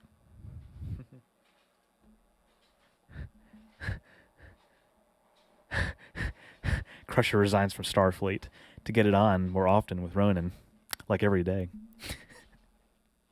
God. And man, I'm glad people like that video. These systems would be good for planetary analysis of the species. Hell yeah, that's what I'm thinking. I actually am thinking about maybe rebuilding some of these to examine. That's a good point. All right, this is way too fast. So I wanted to build Tellar, and this is 61 Cygni. This is a real K-type star that's not too far from us. Tellar Prime. Got some cloud cover. Again, the temperature's not correct, but yeah. I don't know if it orbits 61 Cygni A or B, but let's kind of go over here and look and see. I think I just got some random planets here, just kind of, orbiting. And then, all right, here's Risa. So this is a work in progress, actually. So we got a binary star system because, as we know, Risa has 2 suns, and we got a double habitable zone.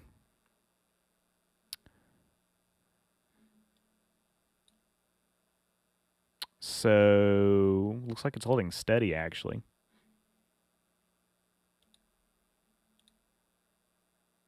Yeah, the temperature is slowly decreasing. I need to figure out how to fix that, but and I don't know what's going on with the trails, but from Risa, and it's got some moons that are orbiting it, but we can see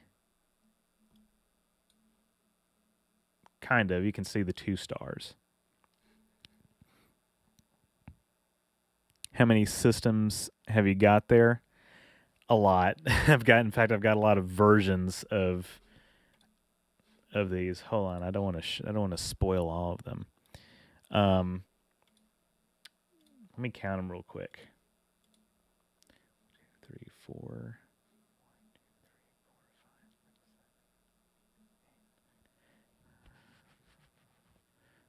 About 37, except some of them are copies. But I don't want to show off all of them because some of them are really just works in progress. We'll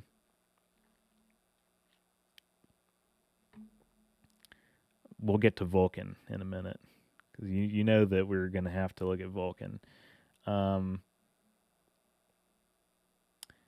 right, I tried. Hold on. This one. Okay. Risa would be difficult as they. Hold on a second. I'm looking over here, the wrong screen. Risa would be difficult as they mod their planet. Odari says, I go live in 30 minutes. I'd rather not and watch your stream. This is way cool. Well, I appreciate it. I don't want to keep you from doing your job, my good friend. I think I could. I mean, we're almost done. There's not really much else to show.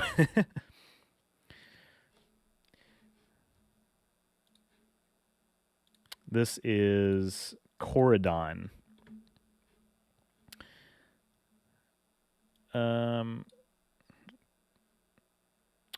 This is a work in progress, so and then I'll have to speed it up so we can see any kind of interactions.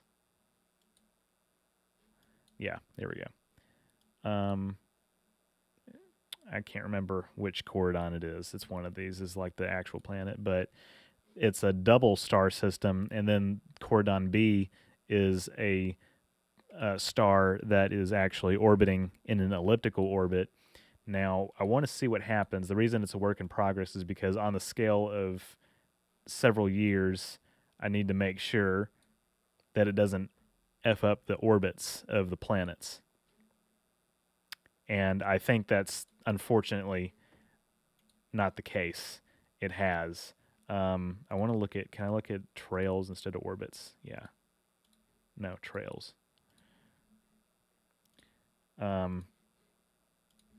Yeah. It's probably just gotten all of these off center. Although I say that, maybe not.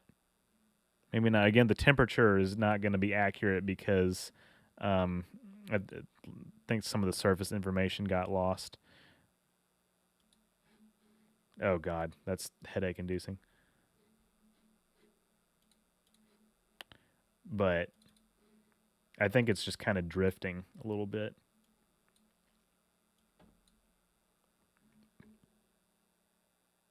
All right. Let me find which Vulcan sim. We might be looking at different ones. All right. This is probably the most elaborate one. Vulcan is probably the most elaborate one. It's the one I've been saving for last, and we might look at some more in a minute. Actually, I think we will. I've got some more to show, but I need to look and see which Vulcan it is. I'll catch up on chat here real quick.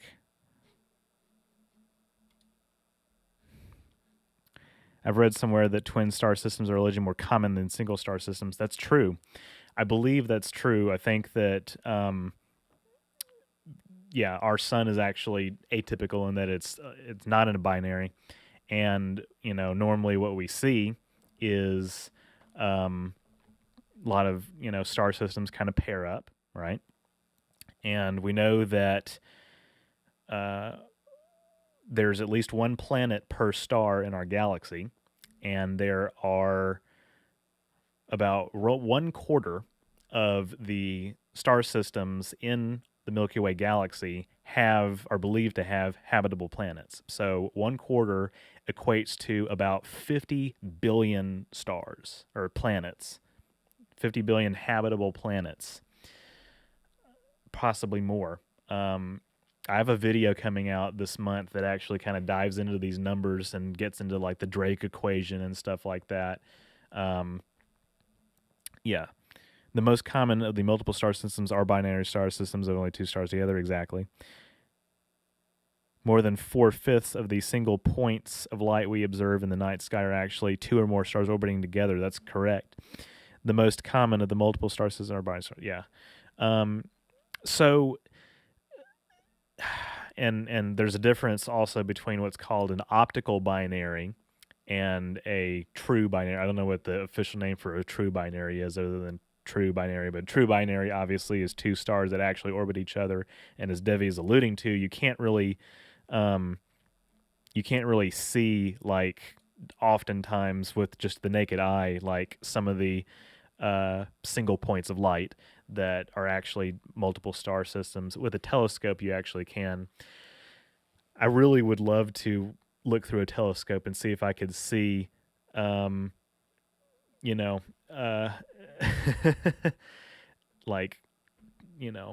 the star Vulcan orbits or whatever. Can I get my own planet? You mean in the simulation or what?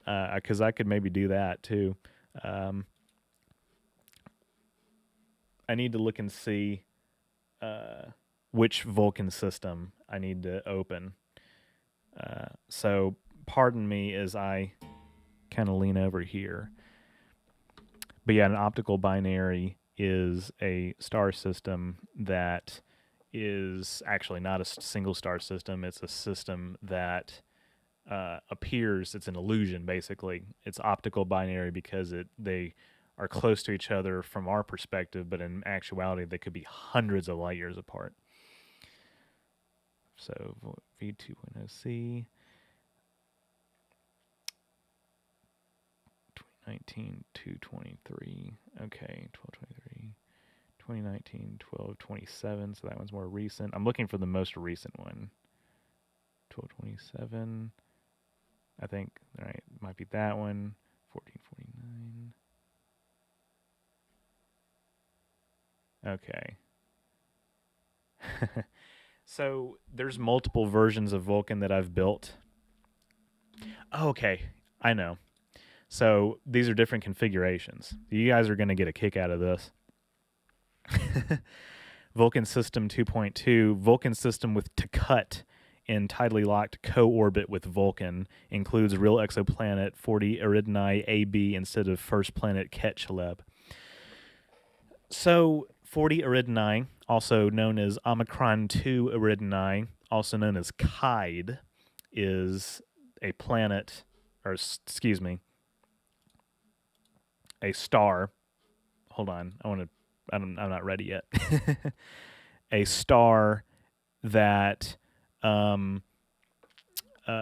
is 16 light years from now from our planet or our sun. It is a trinary star system, so there's 40 Eridani A, which is a K-type orange star. Then out here is a co-orbit between 40 Eridani B and 40 Eridani C, which is a white dwarf and a red dwarf. Debbie says, in real life, Quark always wanted a moon like his cousin, so he should have gone after planet. Those are the stats. Yeah, if those are the stats. Yeah, exactly. It just reminds me of like the thing where you actually can like buy the rights to get your name in an actual star associated with an actual star. All right. So anyway, so Takut is a planet that is kind of like a giant moon, and we see it in the motion picture. It's not. I don't think it's named on screen. Again, a lot of these names are not canon. They're names from like the books and everything. But Takut is seen in the sky in the motion picture with another small moon called Tarukamai. Again, non-canon name. They orbit each other. Okay, that's way too fast.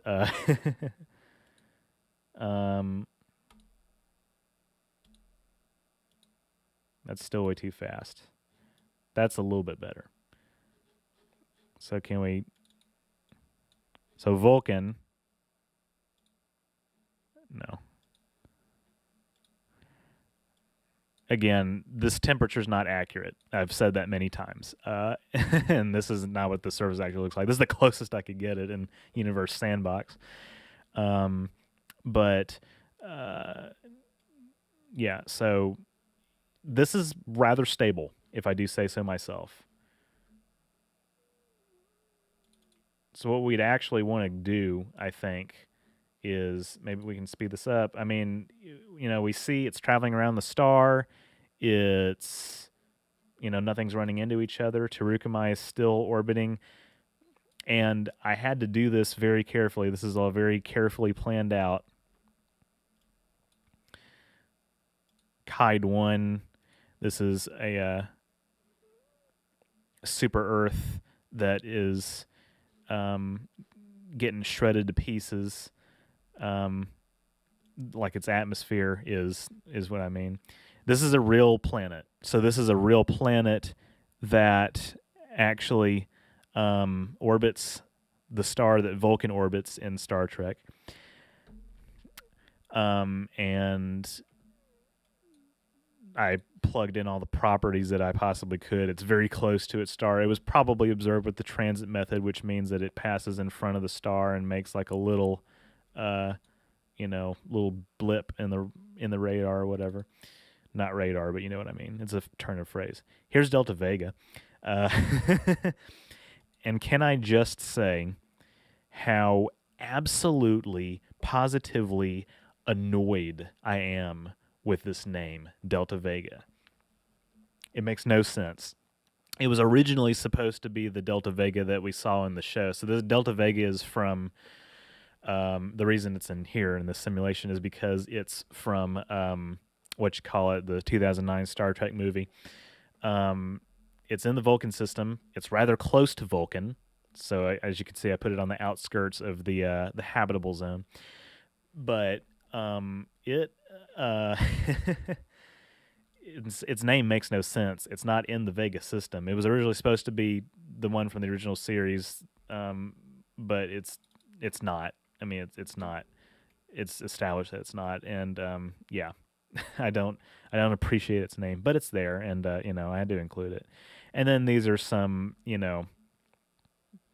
like gas giants that whose names are not canon that I've placed in the outer system.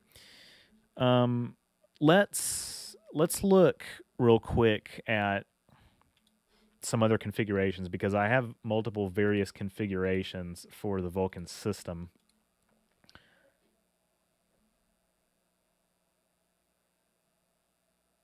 So this is the one I just opened. So that's 2.2.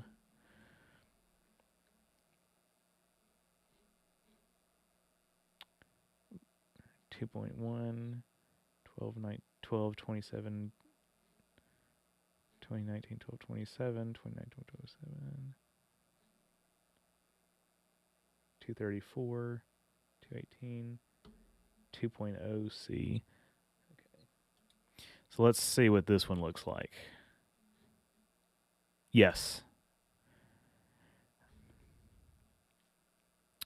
So this is Vulcan system with Takut in regular orbit around parent star instead of tidally locked with Vulcan. Includes real exoplanet 40 Eridani AB instead of first planet Ketchleb. So still Kaid 1. I don't know what. I don't think I can retrieve the correct service data, but speed this up a little bit so we can see some changes in real time. So Vulcan, is there. However, Takut in this simulation is a kind of like a Mars-like planet that's just in a regular orbit around its star, and then Tarukamai is the moon. Now, this, in my opinion, is somewhat less accurate visually to what we see in the motion picture. Now, I'm not sure actually what the position is on that. I don't know if it was Roddenberry or somebody said Vulcan was not supposed to have a moon, but the visual effects department made it. And then these names, like I said, are non-canon. Obviously, I think where Spock was standing in the 2009 film on Delta Vega, where he was able to see, like what is this? Oh, that's asteroids.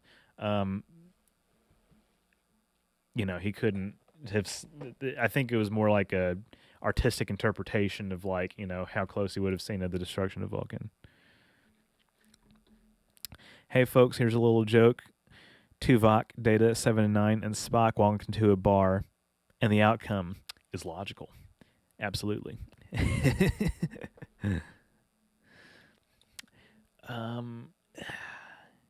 I think that these are really those are the two major Vulcan sims that I've created.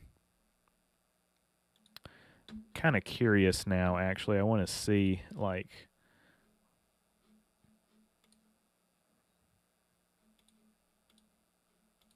what is the status of some of these, planets in the Vulcan system.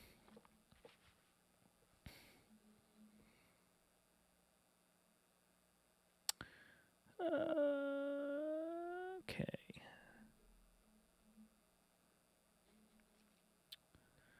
The original theatrical edit of Star Trek the Motion Picture depicted 4 large orbs in the Vulcan sky. They were removed in the DVD release of Star Trek the Motion Picture, the Director's Edition, and replaced by an orange sky.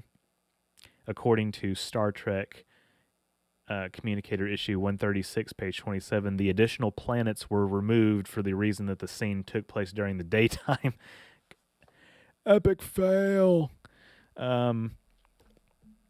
So a night sky was not appropriate, and they were elements that distracted the viewer from a scene intended to take place on a far-off monastic temple. Yeah. Vulcan in and of itself was considered to be interesting enough without cluttering the sky with these planets. Yeah. Vulcan and sister planets. So is this... They're still there in like all the clips that I see, I guess, on the internet and whatnot.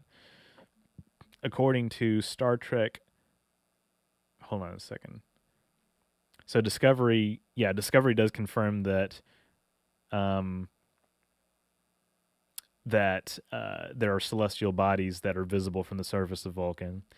According to Star Trek Star Charts, Takut was the name of Vulcan's twin planet and it was visible from the planet's surface. So they are in kind of a Trojan orbit-ish. Yeah, that's what you saw in the first simulation. Takut was classified as a G-class world and had one moon. The Vulcan system, also known as the 40 Eridani system or Omicron 2 Ceti. Wait, what? That's not right. Omicron 2 Eridani. Anyway, it was a trinary star system. 40 Eridani 8 is spectral. Okay, blah, blah, blah. Yeah.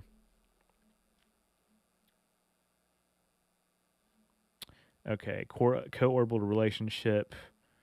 So Stellar Cartography, the Starfleet Reference Library. This is a more recent reference book from like 2013. The icy planetoid Delta Vega was located in the outer asteroid belt, which is not too far off from what I kind of have established going on here, actually. If I go back to the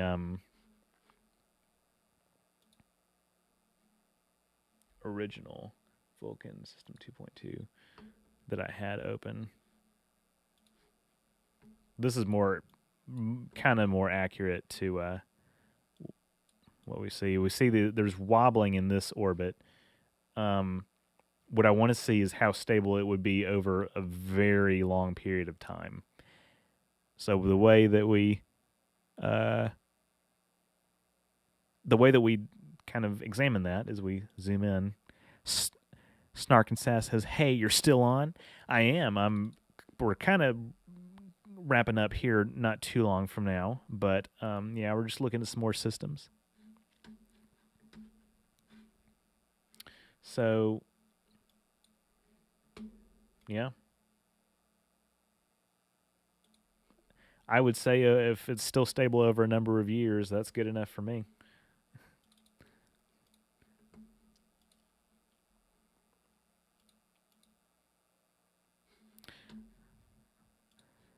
Matthew Smith Undercover says, "It's been 3 years since I've been working for Wingstop. I'm currently got 2 doses of the COVID vaccine plus 4 free COVID back shots. Any advice on what?"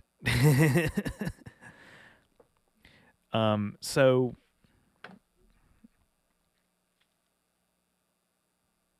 yeah, every time you say Omicron, I think of Lars screaming Omicron Persei 8 from Futurama. Omicron Persei 8. I always encourage everyone to get vaccinated. That's my position on that. Omicron Persei 8.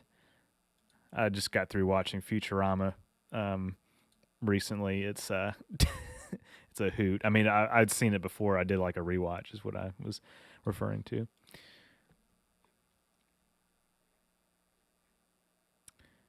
Okay.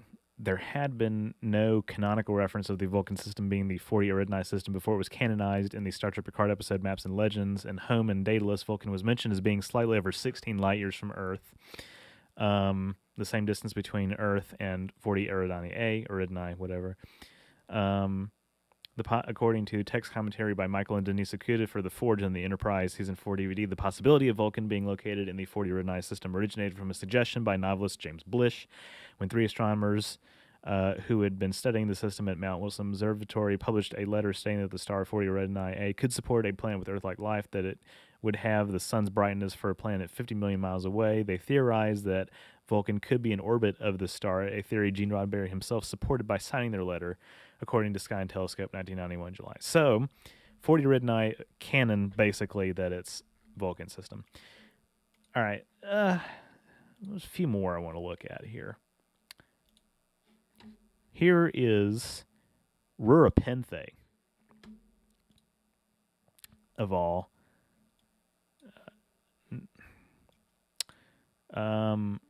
Okay, I don't like. Okay, the orbits and the trails are a little bit off for this because I think that when I was setting this up, the very center between the there's these two stars that are orbiting each other. Something weird happened. But anyway, Rurapenthe is out here. It's an asteroid. It's the Klingon mining asteroid. And I don't think it's supposed to be. So, yeah, nix this. I think something, yeah, okay. Something weird happened here. So this is not correct. What? How anticlimactic.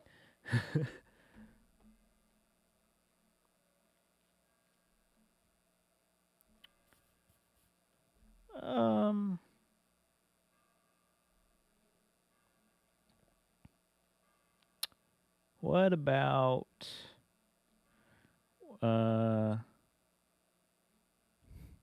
here's okay. Here's one. Here's a couple that I shared on the workshop.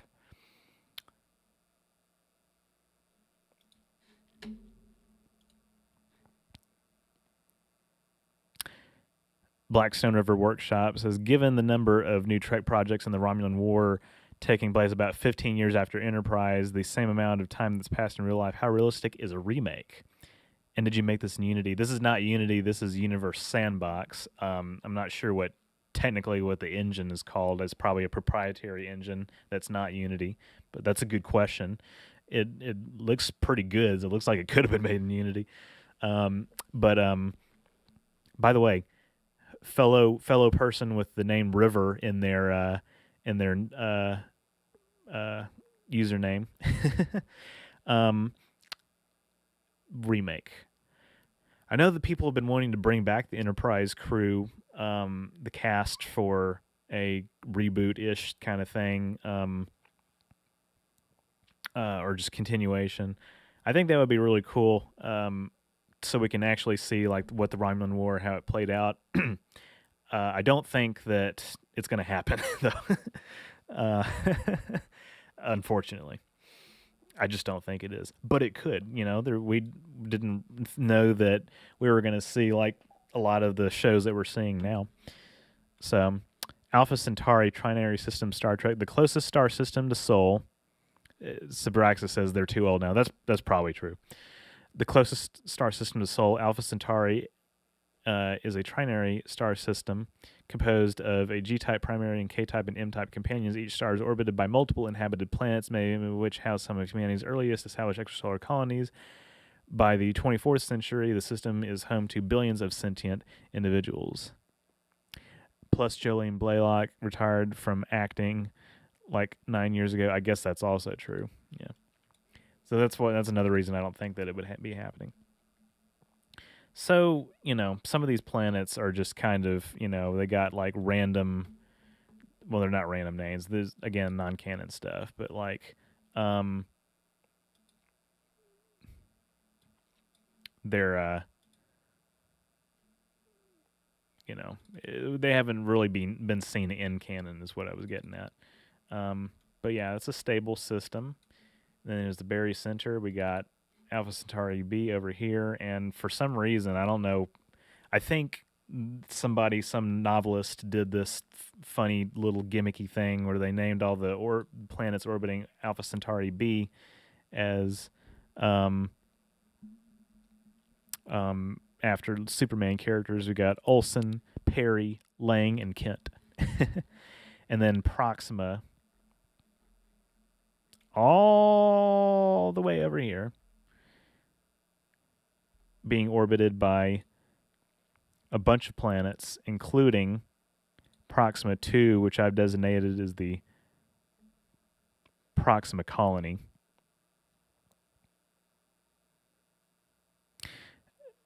I don't think that this is very stable because the temperature is just going down and down and down and down and down. I do have my doubts about the habitability of Proxima b. Proxima b is a real planet that has been identified in real life. So, but we'll return to here. Kind of see these planets orbiting.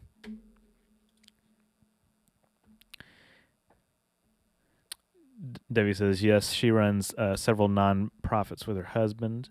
That's really cool. I actually wasn't really familiar with what Jillian Blaylock had been up to since Enterprise.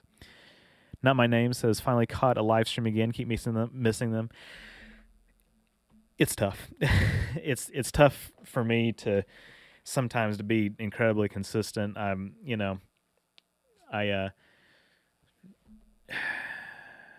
do want to, make this a regular thing. So I am going to try and actually establish, Monday afternoons maybe, but I'm not sure if that's even really the best day.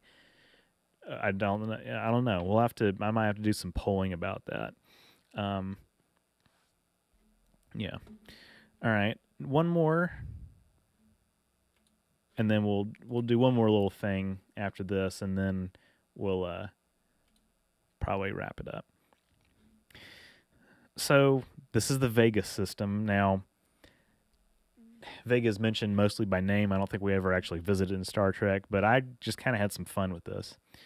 So 25 light years from Earth, the Vega system contains a bevy of inhabited planetoids as well as a dust cloud stretching from 70 to 815 AU, colonized by Deltans, humans, and other species. The inner Vega planets are the former home of the now extinct Vegan tyranny, a cybernetic race that ruled an interstellar empire hundreds of years before the 23rd century. This is non-canon information, of course.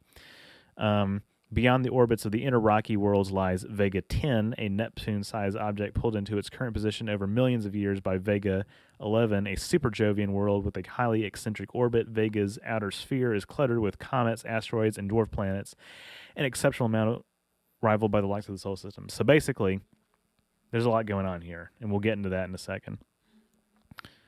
So it's like we just got a bunch more chats in. Corsican system. I wonder if somebody's actually built that. Somebody probably has built it on the workshop. We can actually look at that here in a minute.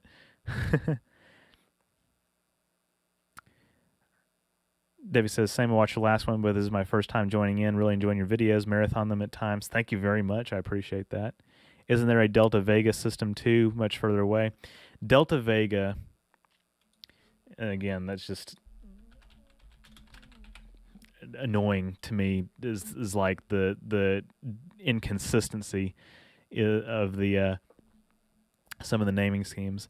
Vegan tyranny versus the Borg. I really would like to do a video about some of the other cybernetic races in Star Trek, but my main concern is that I don't know. I don't know if I'm quite there yet in terms of like doing something that niche. But anyway, Delta Vega. So the star, it says near galactic barrier, Delta Vega sector. Yeah, this has nothing to do with like the star Vega from what I can tell. Yeah. Delta Vega, okay. So, yeah, I don't really like these naming schemes because Vega is a star. It's a A-type star that's 20 light years from us.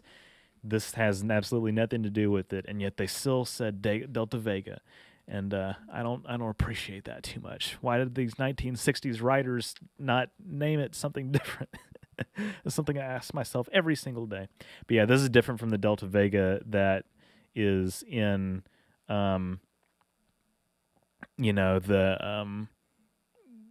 the 2009 movie, of course.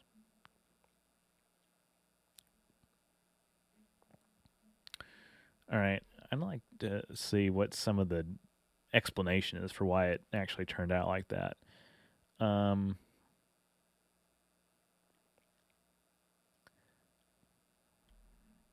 I don't think it does. It just is what they named it, and that's really it.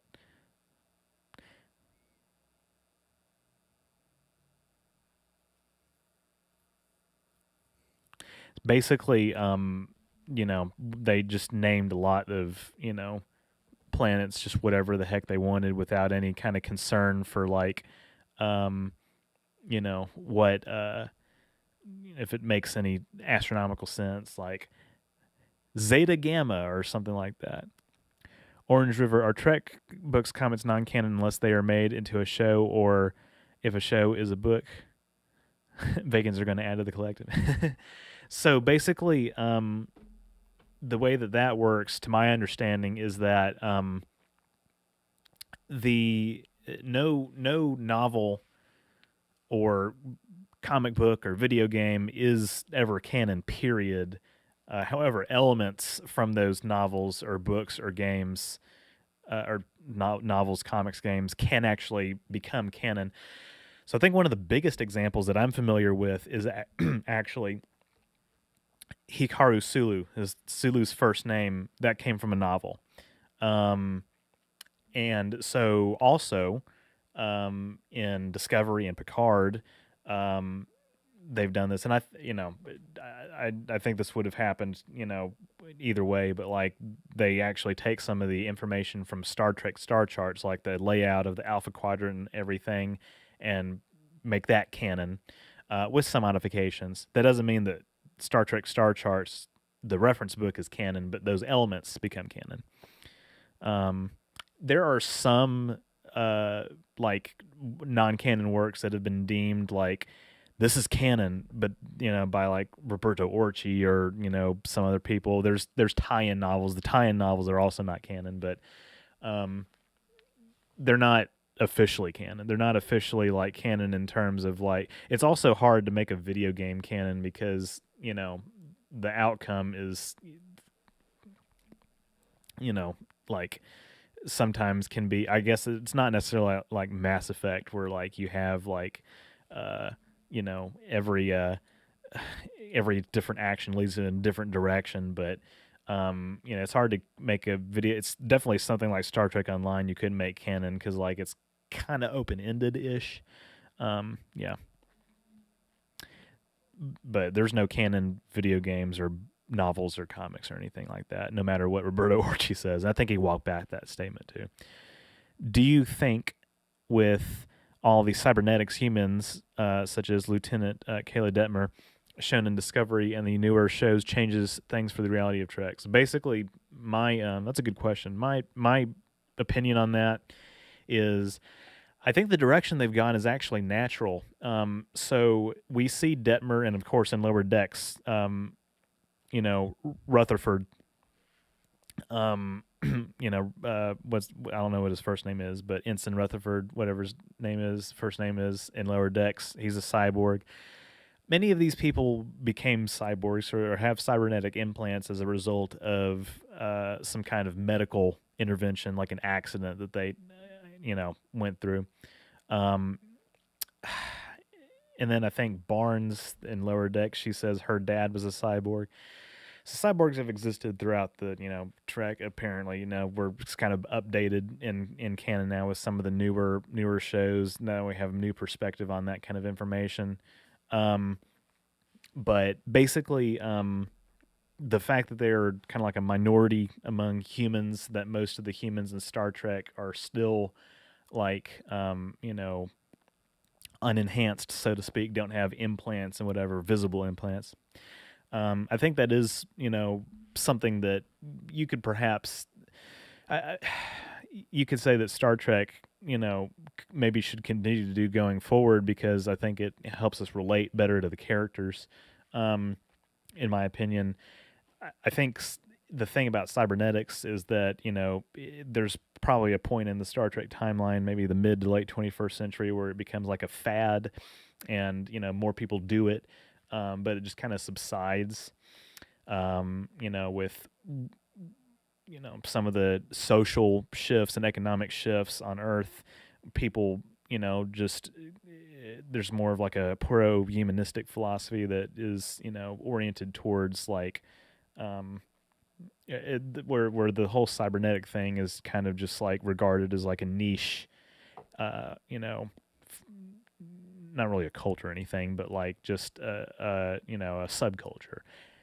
I've spoken to people about this, actually, professors of psychology and engineering and biomedical research and everything, who have said that they believe definitely for the next several decades, but possibly beyond, is that cybernetics will always be a niche subculture because most humans are just content to have like wearable technology instead of like implants, because implants are far more invasive.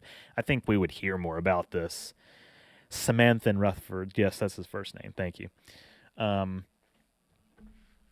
we would hear more about this. So it's kind of a roundabout way of answering your question. To answer it more directly, like I think that the fact that we see cyborgs like Detmer and Rutherford being visible minorities, or so to speak, I think that probably tracks with what would actually happen in real life, even hundreds of years in the future. I mean, my video that I made about AI, I think it's actually realistic that it would take us hundreds of years to create something like Data. So in that way, something like Detroit Become Human is a little more optimistic in terms of how fast AI can advance, because there's so many hurdles that we have to overcome to understand the brain and how to actually recreate consciousness in a way that we see with like a human like android. And of course Data has his own limitations. So yeah, I think the Star Trek future, the main things that are inaccurate about it are and I who knows, we could maybe even make that much progress with matter transporters, but the main things about it that are inaccurate in my view are sending so many like humans to, or not humans, just people to explore some of these more dangerous areas that you would probably be more likely to send a robotic probe first. Although they may do that anyway, but still, I feel like much of the exploration would still be done remotely. And then just the prevalence of humanoid aliens is in the galaxy is probably way more than would happen in real life. There are many Delta Vegas in space because it was a popular name, like there are numerous Springfields in the States. Delta Vega is the Springfield of the Alpha Quadrant. Yeah. Uhura, I guess her first name, also Nyota, came from Nichelle. What about the non-canon works of the actors of Star Trek? Yeah, Nyota, her first name, Nyota Uhura, came from outside canon originally. Did you see Star Trek Prodigy, and if so, what did you think of it? I actually did not watch Star Trek Prodigy. I had a feeling somebody would probably ask about this, which is totally fair. Um, yeah, I hate to say it. I don't know if I will watch it. Um, I'm sure it's fine. I've kept up with other shows, Discovery, Picard, um, and Lower Decks, and I'll watch Strange New Worlds. Nothing against Prodigy. Um, First off, I know I'm not the main target audience. Obviously, Star Trek fans of any age, can be happy to watch it. I just don't know if I feel like getting into it. That's really it. I do think it's good that a Star Trek kids show on Nickelodeon exists, because that's a good way to get younger people into the franchise. Admittedly, I got into it as a teenager, with the 2009 movie, and then of course I saw the whole rest of the franchise and realized that although I liked the 2009 movie and Beyond as well, not so much Into Darkness, but obviously they're they're much different from what Star Trek usually is. Um, did we? This is from Joshua Murphy. Did we ever learn what the race is at the end of Picard season one? I don't think they were named. Um, were they named? I don't think they were named. I don't think they were named. They're interdimensional or whatever. Um, they probably are some cybernetic race that just developed over a very long period of time and was able to you know kind of transcend beyond the normal plane of existence. Um, you know, probably something. It might be more interesting to explore that more. I don't know. Picard season one for me kind of felt a little unbalanced in its storytelling, but that's neither here nor there. You asked about the cybernetic race. They looked like stuff. They looked like the AI from the Matrix to me. Cybernetic implants. Click here to get fully functional. um, Niche like the Neo-Lucian from Orphan Black. I don't know if you saw that show. They modded themselves. Man, Orphan Black, that's a name I haven't heard in a long time. I might need to check that out because I remember I actually used to see ads for it on. I used to see ads for it on the BBC America. Um, yeah, that's one thing that I hate about just modern television is that the commercials have just gotten way worse. But as far as like I saw a promo for it on BBC America. It looked interesting. The fourth planet in the Vega system is potentially Vega Delta or Delta Vega. Or is it Vega 4 and its fourth moon is Vega 4 Delta? Who am I kidding? It's Star Trek. Exactly. Yeah, I don't think Delta Vega has anything to do with the star Vega. I think it's watchable as an adult. It doesn't feel like it's made for kids per se. Interesting. Prodigy. I might have to check it out then. Stay on the up and up about it. Yeah, I didn't expect that it would be like, feel like too much of a kid's show, but I probably need to get the context for all the Murph memes that I'm seeing around. So, what new Star Trek shows have you seen? Or are you watching? Have you also watched Seth MacFarlane's Orville? Currently working my way through the movies. This is from Devi. So, what new Star Trek shows have you been seeing? Well, basically, I've caught up in the past year or so with Discovery, and then Picard. I watched. I'll watch season 2. I got to see what Q's up to. Lower Decks, actually my favorite of the new Star Trek shows, even though it's kind of zany. I think it's the right amount of kind of homage versus satire of Star Trek. And then Strange New Worlds, I'm really looking forward to. I loved seeing Pike in Discovery season 2. Yeah. Those were the Daleks at the end of Picard. Maybe you're the Borgs from the future, the aliens from the end of Picard. Now that would really kill Picard for good with a heartache. So yeah, I don't know if that's something that the Borg would evolve into. It's quite possible. I think that's not the case though, and my reasoning for that is I think that the Borg are distinct from. They're not really artificial intelligence. I mean, not really. I mean, it's cybernetics gone awry, whereas AI like androids like Data is kind of like a completely different thing. Um, and so I think that because the Borg are by definition partially organic and always will be. Now, some of the new androids, like Daj and Soji Asha, are more hybrid, synths, as they say.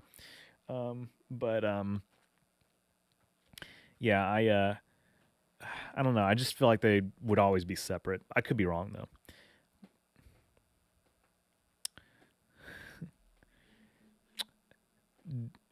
As far as the Orville, Um, yeah, I've watched it. I actually kind of like it. I think to me it's a little too derivative of the Next Generation. I know it's an homage, but just some of the plot lines are recycled, and then the humor is hit or miss. It's Seth MacFarlane humor. Season two was better than season one, even though season one had some good storylines. So I appreciate what they're trying to do. There's a lot that the Orville has going for it. I think it's um yeah, it's just not revolutionary in my opinion. Do you really follow Star Trek Discovery? Well, it's certainly not my favorite of the Trek shows. Certainly not my favorite of the new Trek shows either. I've, again, there's parts of it that I like. There's a lot. There's aspects of it that I like. I didn't care for some of the choices that they've made over the years, narratively speaking. But it's part of the canon. It's part of the lore. It exists, and I can't ignore it. If somebody who does what I do, I especially can't ignore it. It's not for everybody though. I miss DS9. DS9 is my favorite as well. Star Trek Prodigy is the newest show on Paramount Plus. Alec Jones. I like funny username. If that's your real name, I apologize, but just reminds me of a certain somebody. Uh, hey, Deconvert man, thanks Orange River. Can't wait for you to do a full cover of Q and stuff. Hey, Q is coming. Q is literally one of the next few videos I have in my lineup. I've talked about a little bit on my last stream. I'm gonna talk a little bit more about it later, but it is yeah, it's coming, and I think it's one of my best videos that I've made. Patrick Milan, have you seen Star Trek Prodigy? I haven't. I might watch it. I was on kind of on the fence about it, as I alluded to earlier. Star Trek Lower Decks season 2 is a huge improvement from season 1. I yeah, I think so. I think so. There's still a little bit, of iffiness that I have about some of the writing on it. It's kind of just those jokes are hit or miss for me still a little bit. But I do agree it was improved. Did you hear that the Orville might be canceled? I did hear that. I know they got a third season on Hulu. I guess that it's what that might be the last one. It's possible. As far as I know, Seth is moving forward with season 3. They got a bigger budget. That is good to hear. All right. Let's take a quick little tour of this Vega system that I've built.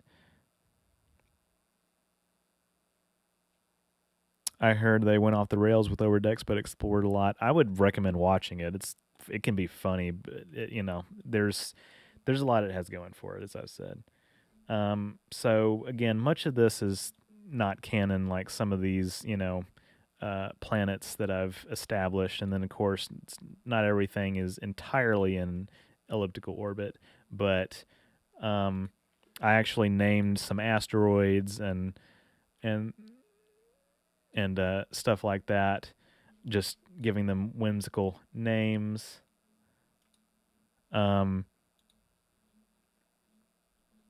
Just putting like all kinds of probes and that kind of thing. Yeah, we just got all kinds of like comets and asteroids.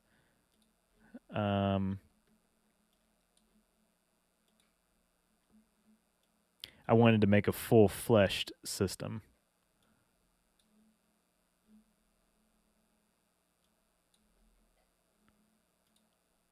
Here's another spacecraft. Yeah, got names like Cersei and Subaru and River Song, and just a bunch of random names. There's Forrest and Jenny. Yeah. Anyway,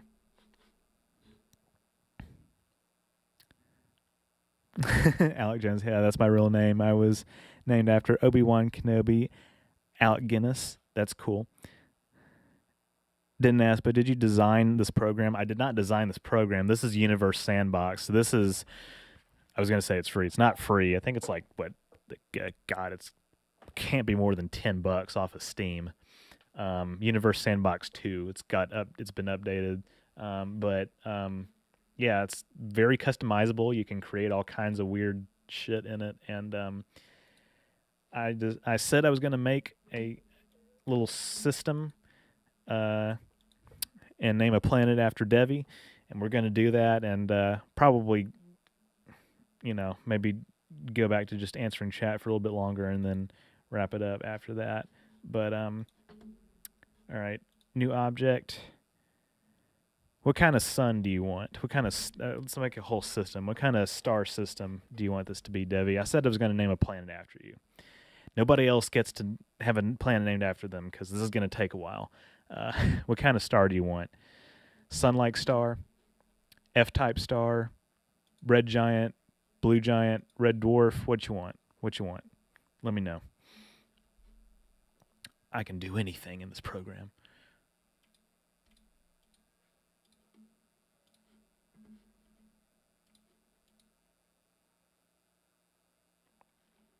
Binary. Okay. That's gonna that's gonna take a minute to configure.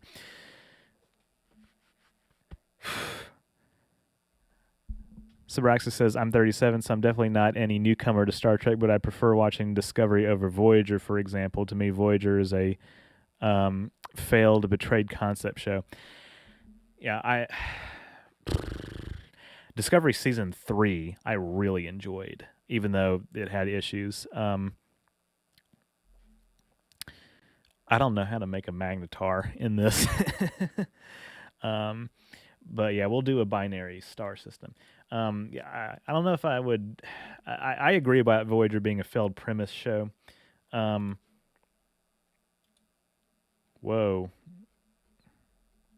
Hello? Hold on a second. We need to get a sense of the scale that we're working with here. I can't see. Yeah.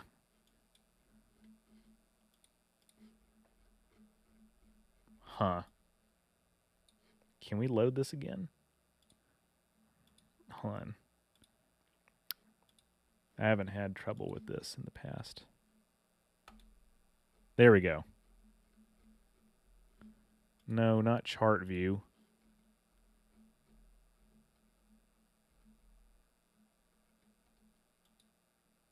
There we go. Okay. And then in a binary orbit, balance motion, let's get a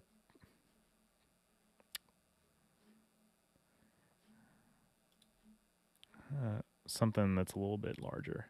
Not Antares, God. I want to...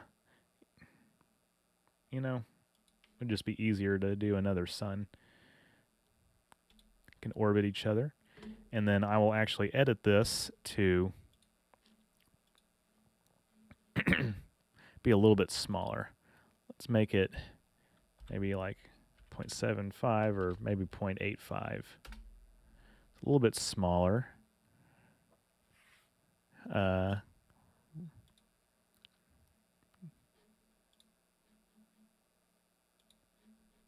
Let's lower the temperature a little bit. 5400 Kelvin. There we go. All right, these two should... All right, create Berry Center, make binary orbit. Are they going to...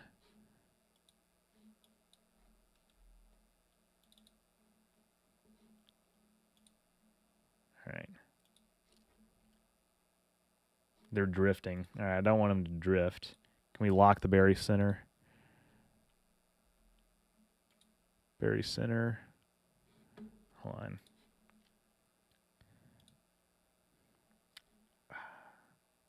How do you lock it? Not surface lock. I don't think that's correct.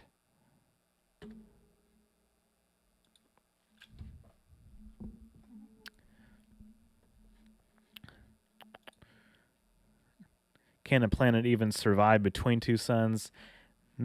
Not between. I am going to probably do it in a orbit that is a little bit further out. We need to crowdfund an audiobook of Q Space. Those were 3 great books that never made an audiobook of. I've seen a little bit about Q Space. Those seemed fun. Yeah, Voyager would never be DS9. Yeah, DS9 is still my favorite. I always liked this is from Subraxis. I always liked Ronald D. Moore's loathing of Voyager, quoting, "The moment the Maquis put on Starfleet uniforms of the end of Voyager's pilot, the show was dead." That's pretty harsh, but I'd agree. Yeah, I tend to agree as well. All right.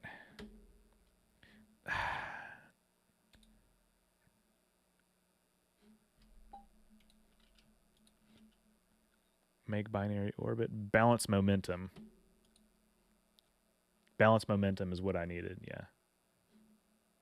Okay. There we go.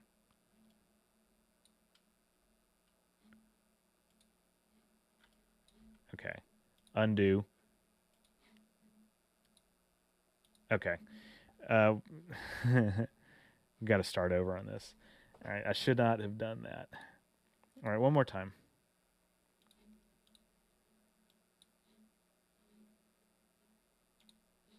Yeah. Okay. So we'll add an object. A star.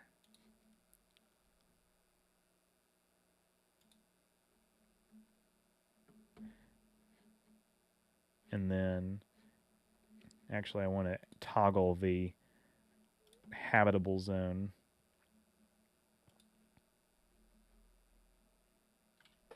Okay. Make sure that they're not too far away or too close. Add another sun. There we go.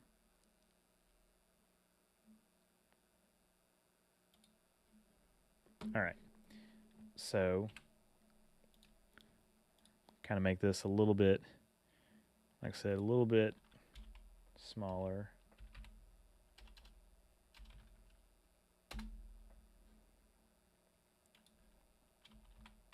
A little cooler.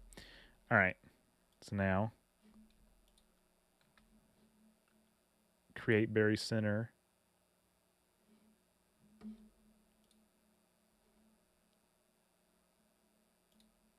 And then, hold on, they need to stay.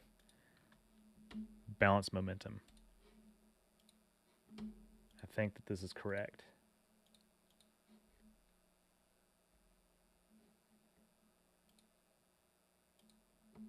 Okay. All right. And then in the habitable zone, we'll put a planet. Add planet. Random rocky planet. Actually, random exoplanet. No, random rocky planet. And we'll rename that. And then fix the, okay. Call it Devi. I said I was going to do this. All right, are we going to see the trails?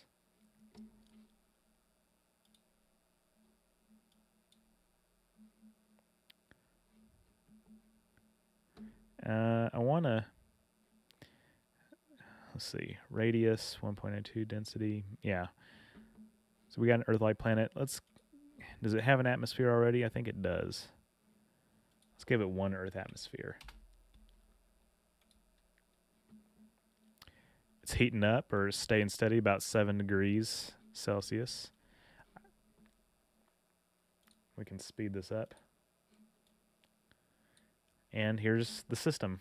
Gonna add some extra fun stuff in a minute.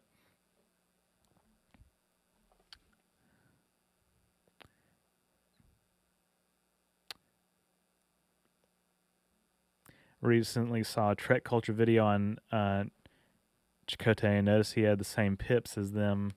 Didn't really take a title other than number 2. I think that's what they were getting at. Devi is short for Devon. The inhabitants will be called Devonians. Here we go. We'll go ahead and name it Devon. We'll name it Devon.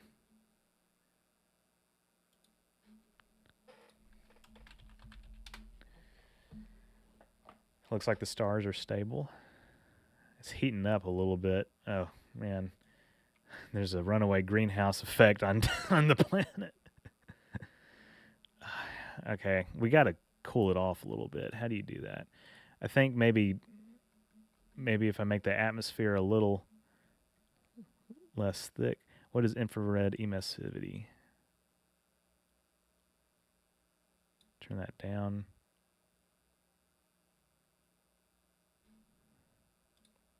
And once upon a time, I probably was able to find like a manual for this or something. It's still a little hot. There we go.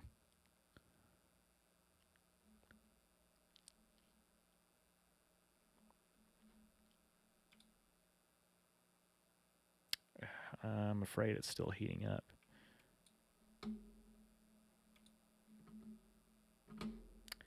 Maybe if we gave it a little bit of a, move the orbit out a little bit.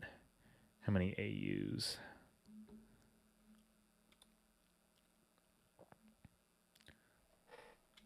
All right.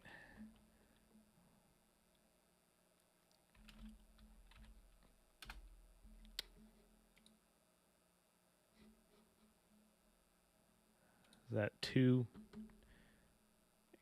much?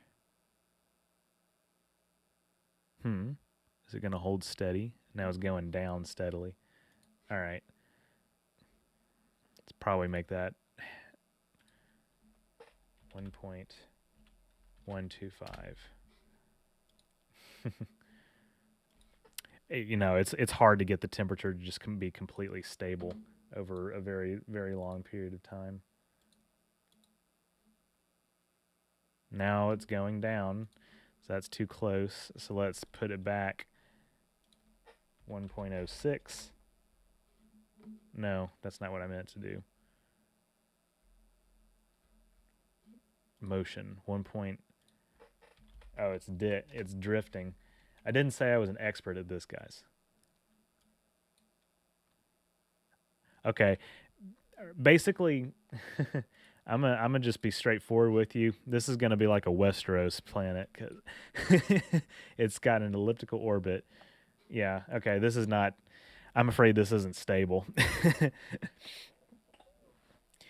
It took a long time to get the Ryza simulation to be stable.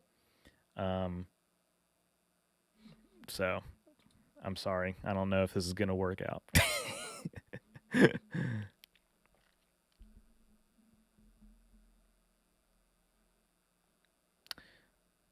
As Tyler said, Voyager is good, mostly to watch on a pick a random episode basis. However, if you binge it chronologically, then it's a massive letdown. Enterprise's season 3 was what Voyager should have been as a show.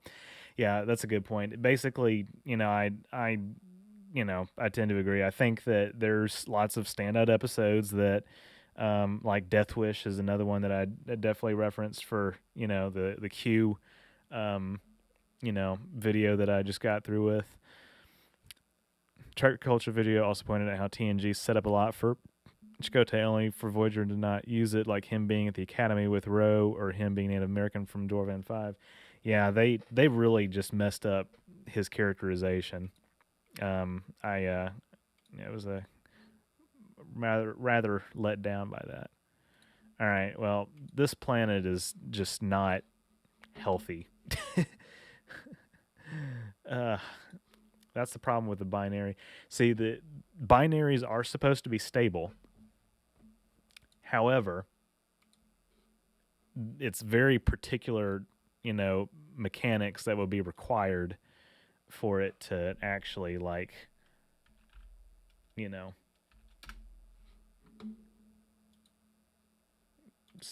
remain that way. It's way too far out.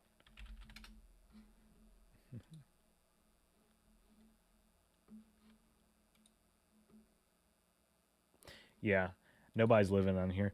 It's very difficult. It's very difficult to get a system like that. I'm probably doing something wrong, but it's very difficult to get a system like this stable. But it supposedly it uh you know supposedly in the universe this is very common. Planet Devon is just like me, just unstable. Yeah, well, I'd like to actually maybe go back into the Ryza simulation and see what I did to make that work.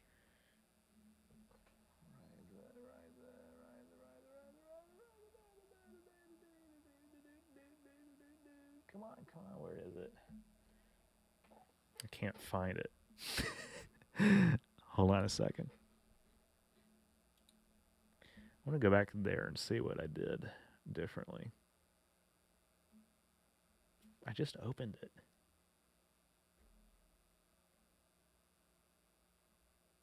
Where is it?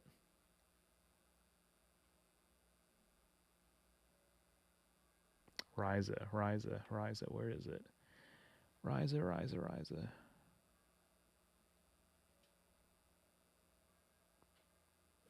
That's weird.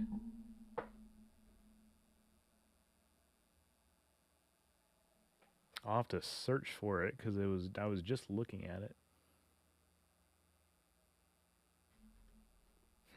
Anyway.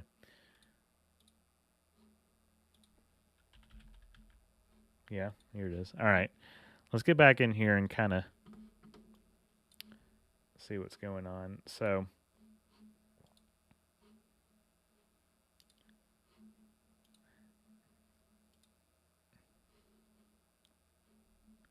rises right here, and we know it has a temperate climate. 14.9 degrees Celsius, holding steady. It's going down. Okay. I know how I got it stable. I didn't. Yeah, that's just weird. Well, this is why I haven't shared it publicly because, again, the greenhouse effect, we got the atmosphere, has to have a particular concentration of CO2 and everything. It's hard. It's hard to keep it stable. But I mean, here's two, stars that are, rather close to each other. That's in a binary.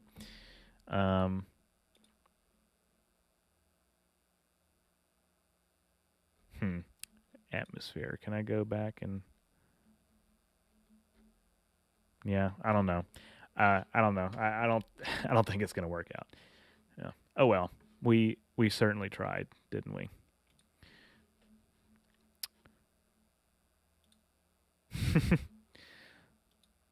There's also Planet Rice, and not a typo, in Warhammer 40k universe. It is a forge world, meaning heavy industries all over.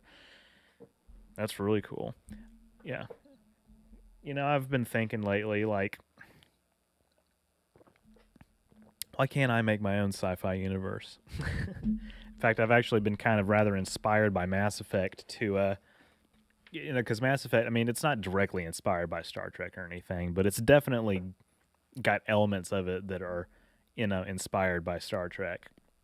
I think Rowan J. Coleman, who is in my network, my Treksphere network, he actually said, like, Mass Effect is the best Star Trek game series, because there's just so much you can do with it. But very detailed, dense universe with lots of backstory and everything.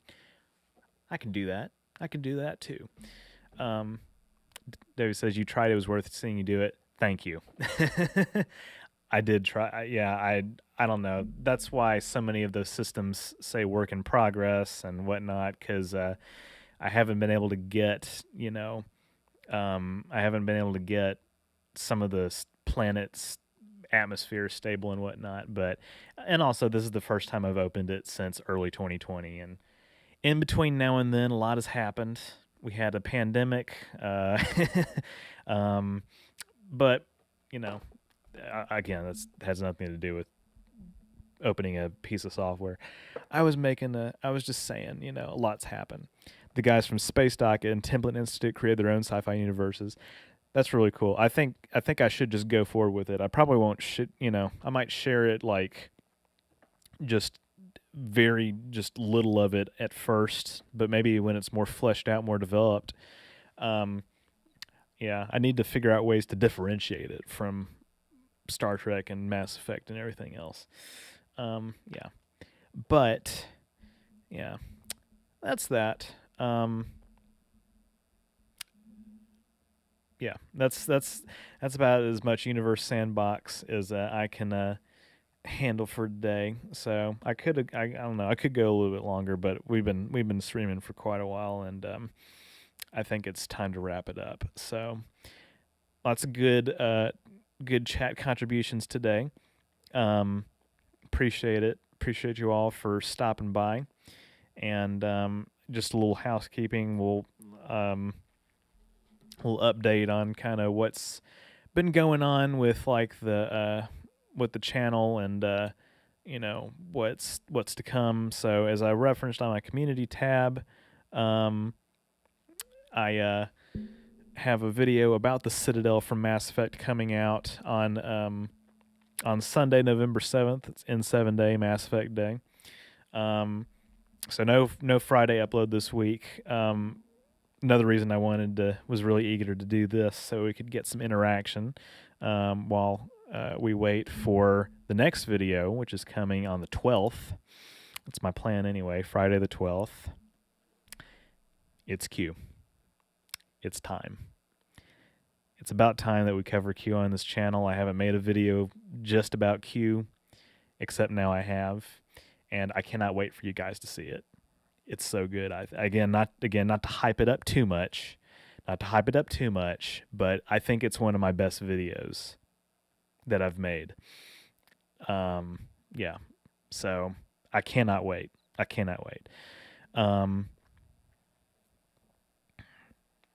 Yeah, I'll let you know if I need any input. I think maybe that would be good to do it interactively, like build a sci-fi universe interactively. We'll see how that pans out. I think I could see that happening in the future. Subrax says, I'm going to the cinema tomorrow, going to see Dune for a third time. I need to see it for the first time. I've been meaning to watch it. I wanted to watch it. The main hesitation that I've had is that I've wondered like how familiar do I need to be with the source material to fully appreciate it. I don't know if I could fully appreciate it, but I'm sure as a standalone film, as a sci-fi film, I would probably enjoy. I enjoy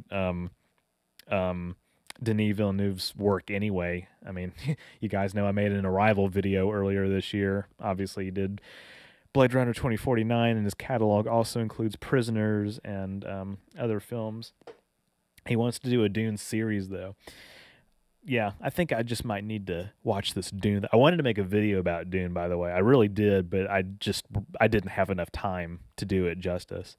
But hey, since it's going to be a series now, I might as well friggin' do it, right? I mean, I might as well make a Dune video at some point. Watch the first movie, then see the new movie. I don't know if I do want to watch the first movie. I've heard nothing but bad things about it. I'm sorry. I heard nothing but bad things about it. I will definitely watch the new movie. Watching both at home, and I spent so much time just deep diving into it. Have you watched Lynch's Dune? Yeah, no, I haven't watched Lynch's Dune or the sci-fi miniseries before. If yes, then it is enough for you. I'm familiar with like the general premise, and I know some of the character names, but I don't know. We'll see. Maybe I'll watch it, and then if I don't get enough out of it, I'll watch it again. How about that? Compare and contrast. Yeah, there you go. I'll definitely do that in some capacity. What else is coming on this channel?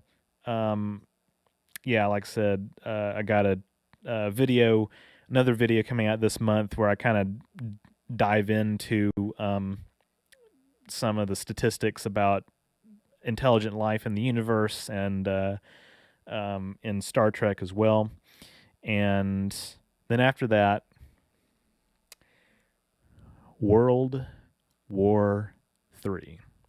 That's my plan is in early December to release a World War III video. Star Trek Earth's World War III. It's a video I've been building up to for a very long time. I'm gonna keep hyping it up because there's no point in keeping it a secret or anything. But you guys are gonna be really impressed with that, I think too. It's big video, a lot of prep. Yeah, but definitely I'm really in the short to medium term. I'm looking forward to your thoughts on Q and everything else. So that's about all I have for today. Appreciate everybody for coming in. World War III for Christmas. Yeah. There's a lot of stuff I have planned for December just overall. But yeah, World War III in December is happening. That's the plan. So thank you for joining. And yeah, it seemed like this this was a good stream, so I might come back yet again next week with another one. I don't know what I'll do.